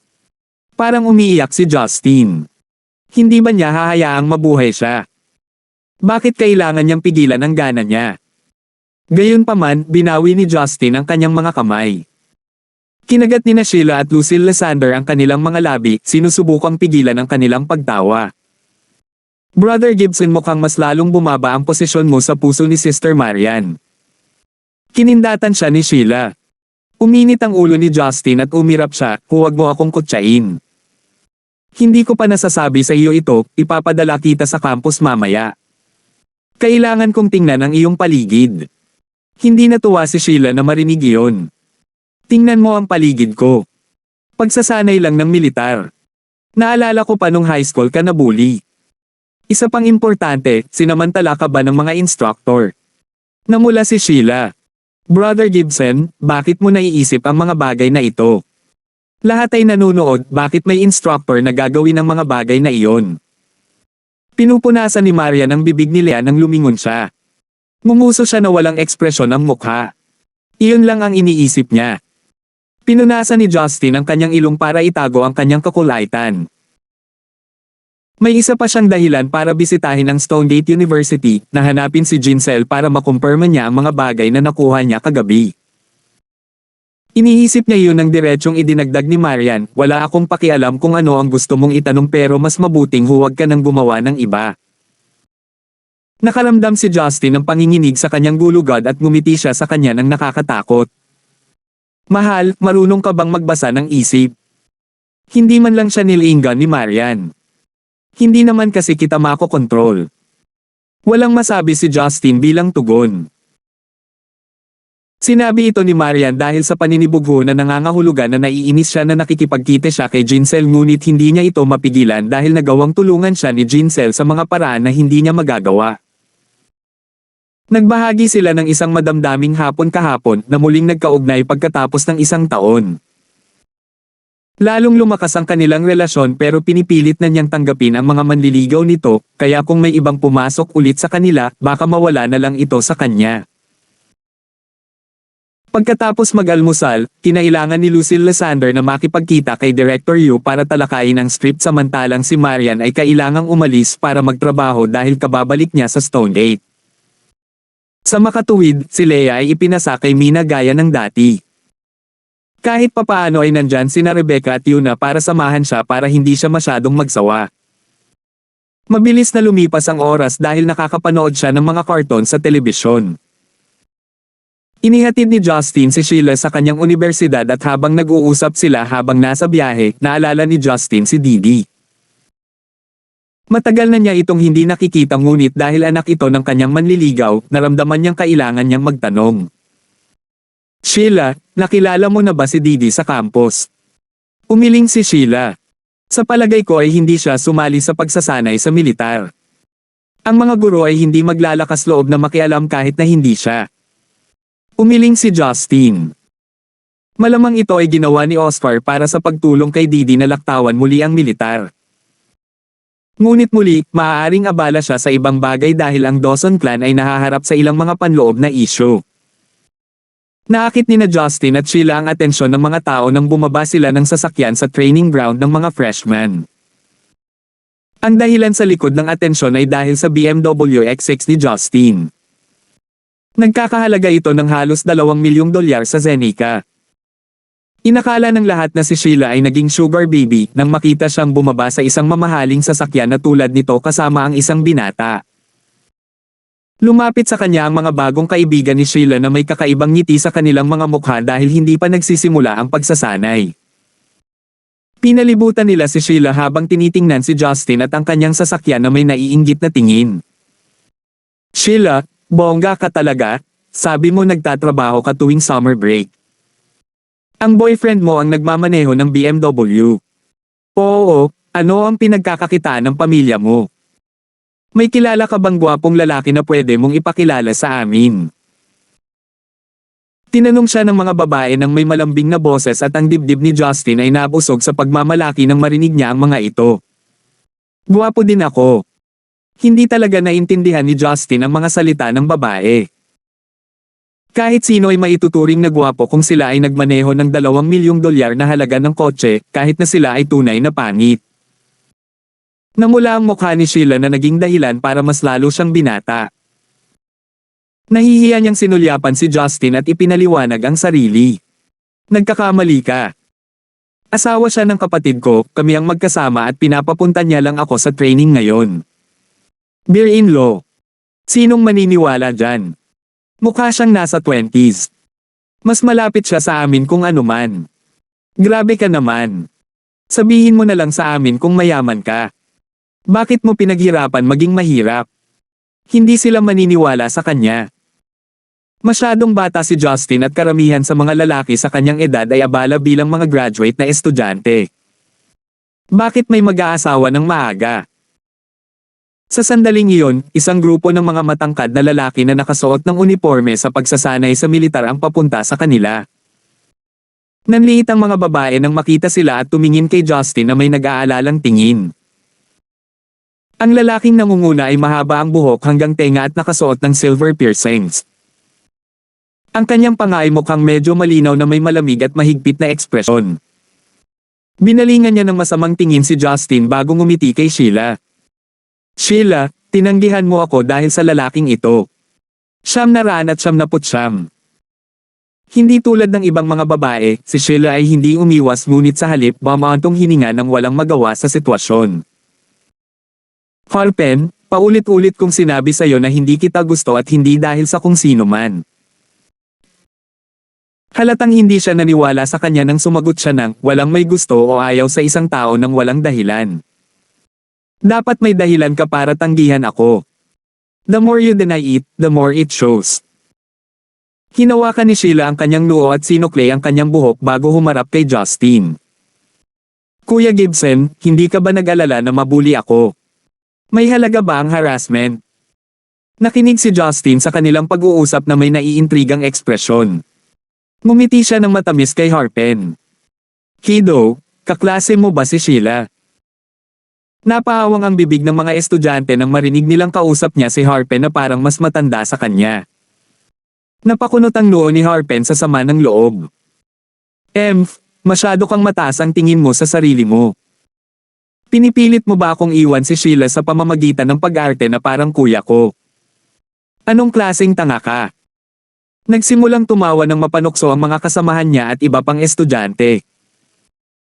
Gusto lang ni Justin na makipag-ugnayan sa kaklase ni Sheila, ngunit hindi niya inaasahan na mali ang interpretasyon ng mga ito sa kanyang mga salita. Harpen, hindi mo masasabi tungkol kay Kuya Gibson. Hindi natuwa si Sheila na marinig ang kanyang tugon. Bahagyang nairita si Harpen. Sabi mo wala kang kinalaman sa lalaking ito pero iba ang sinasabi ng mga kilos mo. Isa siya sa mga miyembro ng pamilya ko, syempre, hindi ko kayang pag-usapan siya ng masama. Kapamilya. Naglalaro ka ba ng pagpapanggap? Naiinis na sabi ni Harpen. Akala ko iba ka pero pareho pala kayo ng mga ex-girlfriend ko. Itikom mo ang iyong bibig bago ako pumunta doon at isara ito para sa iyo. Galit na galit si Sheila. Lihim na nasiyahan si Justin, alam niyang mabait si Sheila sa mga normal na estudyante ngunit hindi niya inisip ang pakikipaglaban sa mga dude na nagdudulot sa kanya ng problema. Well, ito rin ay dahil si Justin ay nasa tabi niya kaya lalo siyang napahiya. Nangangati na naman siyang makipag-away sa isang tao. Inilagay ni Justin ang isang kamay sa kanyang balikat. Don't turn this into a away. You're Harpen, right? You misunderstood me. I'm really her brother-in-law. I sent her here because I wanted to check out the university. Nag-aalinlangan si Harpen. Seryoso ka ba? Masyado kang maingat para sa iyong sariling kapakanan. Napangiti si Justin. Gusto mo bang kunin ko ang marriage certificate ko? Ang ganda ng asawa ko, bakit ko magugustuhan si Sheila? Napakabata pa niya. Kuya Gibson. Huwag kang magbiro. Inilabas ni Sheila ang kanyang mga ngipin na namumula ang mukha. Nagtawanan ng mga babaeng nakapaligid sa kanila na naniniwalang hindi sila mag-asawa. Ito ay magiging isang mapangahas na kwento. Ibinaba ni Harpen ang kanyang bantay at ngumisi. You better be tell the truth. Pakakawalan ka namin ngayon, but you better make her realize na walang makakatakas sa hawak ko. Naiinis si Sheila sa kanya. Nakakadiri ka. Halika na. Harpen flick kanyang bang sa isang elegant paraan. Itinabi niya ang kanyang ulo at ibinuka ang kanyang mga braso. Baliw ka, gusto ko yan. I bet you are amazing in bed. Oh yeah, Sheila, virgin ka pa diba? Medyo mahigpit ang pagkakakross ng mga paa mo haha. Ang kanyang mga kasamahan ay nagsimulang tumawa habang ang mga babae ay namumula sa galit. Hinigpitin ni Sheila ang kanyang mga kamao na nagsimulang manginig dahil sa galit. Humarap siya kay Justin, Brother Gibson, pwede ko ba siyang suntukin? Kinamot ni Justin ang kanyang baba at umiling. Hindi pwede. Hindi ka basta-basta magpapatalo sa mga tao. Babae ka. Ayaw ng mga lalaki sa mga bayolenteng babae. Hindi ito ang sagot ni Sheila. Bumagsak ang puso niya at napakagatlabi dahil sa sama ng loob. Hindi marinig ni Harpen ang mga ito ngunit mas lalo siyang natulala nang makita itong nakasimangot dahil sa inis. Karamihan sa mga lalaki sa universidad ay mas gusto ang mga batang babae na tulad niya dahil siya ay may structured facial features, fair skin, at magandang figure. Magiging Diyosa sana siya kung may mag-upload ng mga larawan niya sa internet. Bukod pa riyan, palagi siyang nagsusuot ng casual kaya ipinapalagay ng lahat na siya ay mula sa isang ordinaryong pamilya, iniisip na madaling makipag-date sa kanya. Iyon ang dahilan kung bakit noong siya ay unang pumasok sa universidad, maraming mga lalaki ang nakatutok sa kanya at isa na rito si Harpen. Sheila, samahan mo ako ngayon. Bibilhan kita ng Chanel bag. Pwede kang pumili ng kahit anong gusto mo. Medyo luma na ang bag mo no. Sinubukan siyang hikayatin ni Harpen gamit ang kanyang kayamanan. Nainggit ang mga babae sa kanya nang marinig iyon. Kung tutusin, karamihan sa mga babae dito ay nagsisikap na magkaroon ng isang karapat-dapat na kasintahan habang sila ay bata pa. Si Harpen ay maaaring mukhang isang gangster ngunit siya ay mayaman at hindi rin masamang tingnan. Itago mo ang pera mo at lokohin mo ang ibang tao. Nandito ako para sa pagsasanay ko sa militar. Ayaw sumagot ni Sheila sa kanya. Nakataas ang isang kilay ni Harpen. Pagsasanay sa militar. Kailangan ko lang tawagan ng aking ama at ang mga instructor na iyon ay dinila ng aking mga sapatos upang pasayahin ako. Naging mausisa si Justin. Sino ang tatay mo? Si Harpen ay hindi tumugon ng personal at sinenyasan ng isa sa kanyang mga kasamahan na sumagot para sa kanya. Isang lalaki na may paos na boses ang nagtaas ng boses. Ang ama ni Brother Harpen ay ang aming punong guro. Bulalas ng mga estudyante sa paligid nila, alam na ng ilan sa kanila at inaasahan na. Bilang isa sa mga nangungunang universidad sa Zenica, ang punong guro ay hindi isang ordinaryong tao. Siya ay isang tao na namamahala sa libu-libong mga mag-aaral at miyembro ng faculty. Ang mga punong guro ay karaniwang mga opisyal ng pamahalaan na inilagay ng pamahalaan. Sa makatuwid, ang punong guro ng isang universidad ay karaniwang isang mataas na opisyal ng gobyerno. Lumingon si Justin kay Sheila para i-verify ito. Totoo ba? Tuyong tumango si Sheila. Welten ang tawag ng aming punong guro. Sinabi niya sa akin na anak siya ng punong guro. Narinig ko ang pinag-uusapan ng aking mga kaklase. Dapat ay totoo ito. Nagdilim ang mukha ni Justin. Paano ito mangyayari? Kailangang palitan ng punong guro. Parang nakakatawang biro sa iba. Kinusat ni Harpen ang kanyang mga mata at nagpakawalan ng nakakatakot na ngiti. Ikaw. Anong sinabi mo? Biglang naging seryoso ang tono niya. Hindi siya pinansin ni Justin at nagpatuloy sa tonong hindi nasisiyahan. Paano niya maasahan na turuan ang kanyang mga estudyante kung ganito ang ugali ng kanyang sariling anak? Hindi, kailangan kong makahanap ng kapalit para sa punong guro sa lalong madaling panahon. Hindi ito masyadong pinag-isipan ni Justin. Naramdaman lang niya na karapat-dapat si Sheila ng mas magandang kapaligiran sa pag-aaral. Hindi siya dapat maheres ng ganito matapos ang pagsusumikap na makapasok sa universidad na ito. Gayunpaman, ang kanyang mga salita ay tila bastos sa iba. Gaya ng inaasahan, labis na na-trigger si Harpen dito. Siya ay sumigaw sa kanyang mga kasamahan sa isang malakas at namumulong boses, ano pa ang hinihintay ninyo? Tapusin na natin ang bastard na ito. 1,000. Ngayong natanggap na ng mga kasamahan ni Harpen ang utos ng kanilang pinuno na salakayin si Justin, hindi na nila siya hahayaang umalis ng hindi nasaktan. 8 sa kanila ang sabay na sumugod kay Justin. Hindi nag-alala si Sheila. Sa halip, nakaramdam siya ng awa sa mga umaatake ni Justin. Si Justin ay nakatuon sa pagpapalit ng punong guro at sa sandaling si Justin ay patay na sa isang bagay, walang magbabago sa kanyang isip. Napapikit na sila at bago pa sila makapaghagis ng suntok sa mukha ni Justin, gumawa si Justin ng hindi inaasahang paggalaw at tinangay sila sa isang galaw. Ang mga taong ito ay nakapasok lamang sa universidad sa pamamagitan ng Harpen. Hindi man sila masyadong magaling sa kanilang pag-aaral, sila ay kasumpa-sumpa sa pakikipaglaban sa lansangan. Hindi nila inaasahan na isang lalaki ang magpapaluhod sa kanila sa isang galaw. Hindi sila lalabanan ni Justin. Bagamat hindi niya iniisip na saktan sila sa harap ng ibang mga estudyante, kailangan niyang mag-ingat dahil kay Sheila. Hindi niya gustong maranasan niya ang mga kahihinatnan ng kanyang mga aksyon. Kaya sa isang mabilis na paggalaw, ang mga lalaki ay lumuhad sa harap ng lahat. Ito ang pinakahuling anyo ng kahihiyan para sa mga taong ito. Pride ang lahat sa kanila. Sinimulan sila ni Harpen sa gulat. Nakita niya ang pinakamaraming piling sundalo dahil sa kanyang ama. Ngunit wala sa kanila ang makaatake sa 8 lalaki sa isang kisap mata. Isang silhouette lang ang nakita niya at nakababa ang mga kasamahan niya. Bagamat humanga siya, hindi maaaring sumuko si Harpen kay Justin kahit na gusto niya maging estudyante niya. Napatras siya ng ilang hakbang nang makita niya si Justin na papalapit sa kanya at napatigil siya nang mapagtanto niya ang kanyang ginagawa. Paano ko ipagpapatuloy ang pag-aaral dito kung nagpapasakop ako sa kapangyarihan niya ngayon? Kaya, itinuwid niya ang kanyang likod at sumigaw, magaling ka. Kung mayroon kang lakas ng loob, bakit hindi natin hintayin na may ipadala ang aking ama? Mabubulok ka sa kulungan bilang isang taong may kapansanan.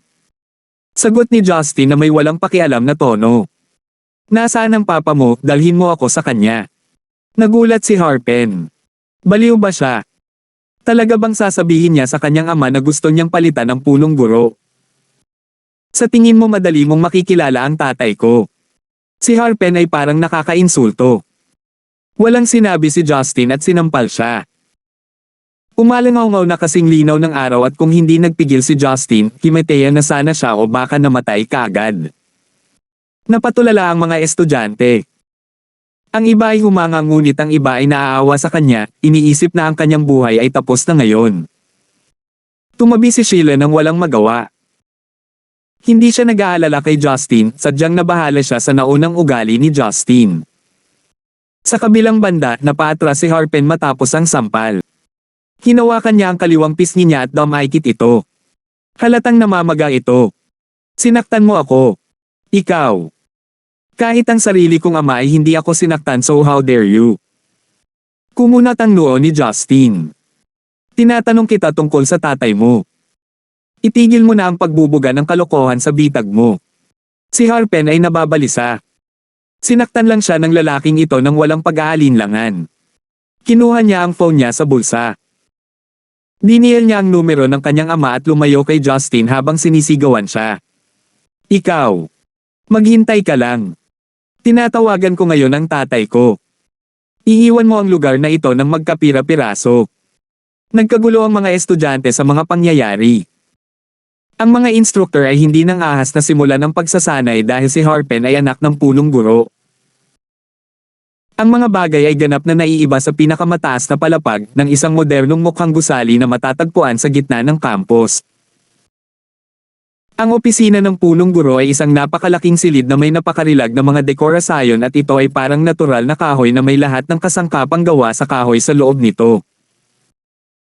Hindi mabilang na mga trofeo at medalya ang pumuno sa mga transparent na display cabinet na kumikinang sa ilalim ng liwanag.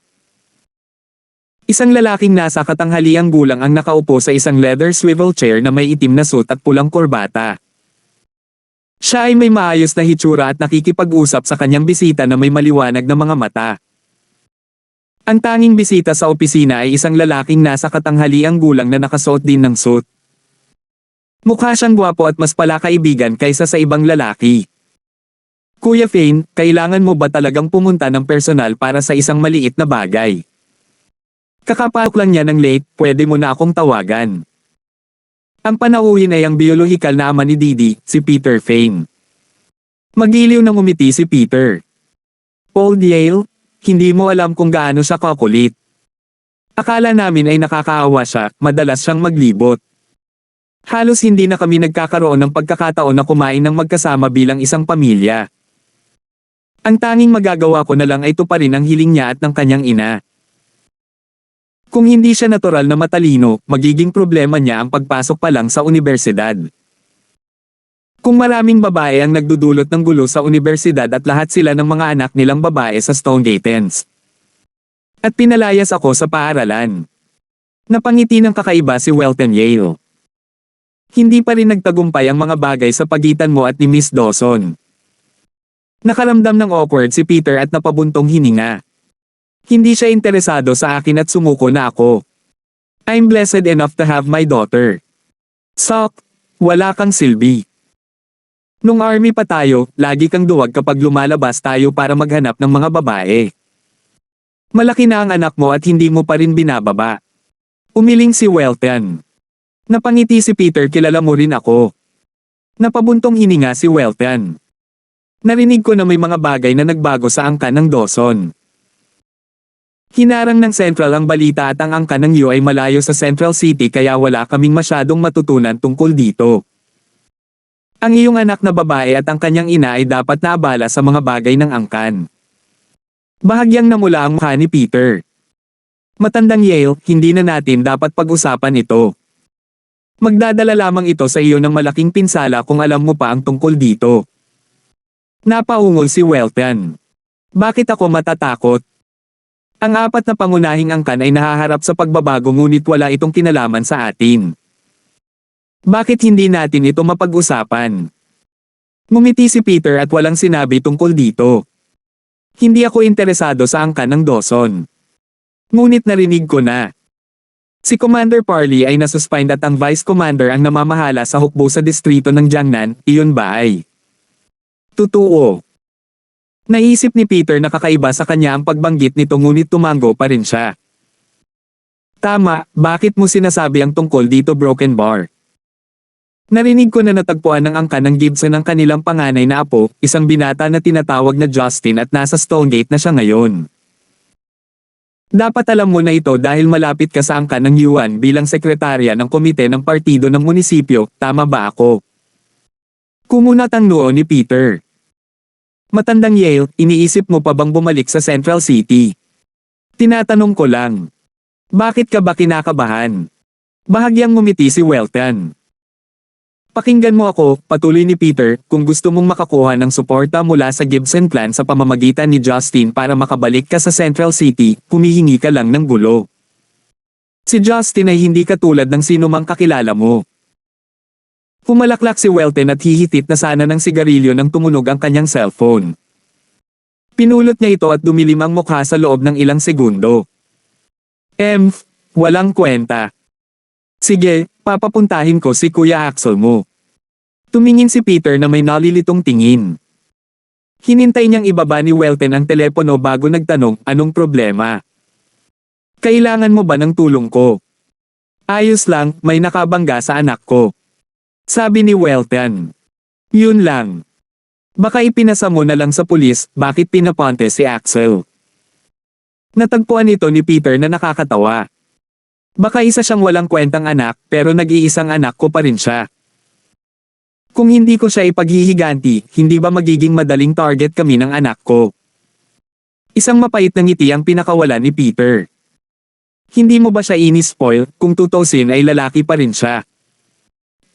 Napabuntong hininga si Welton.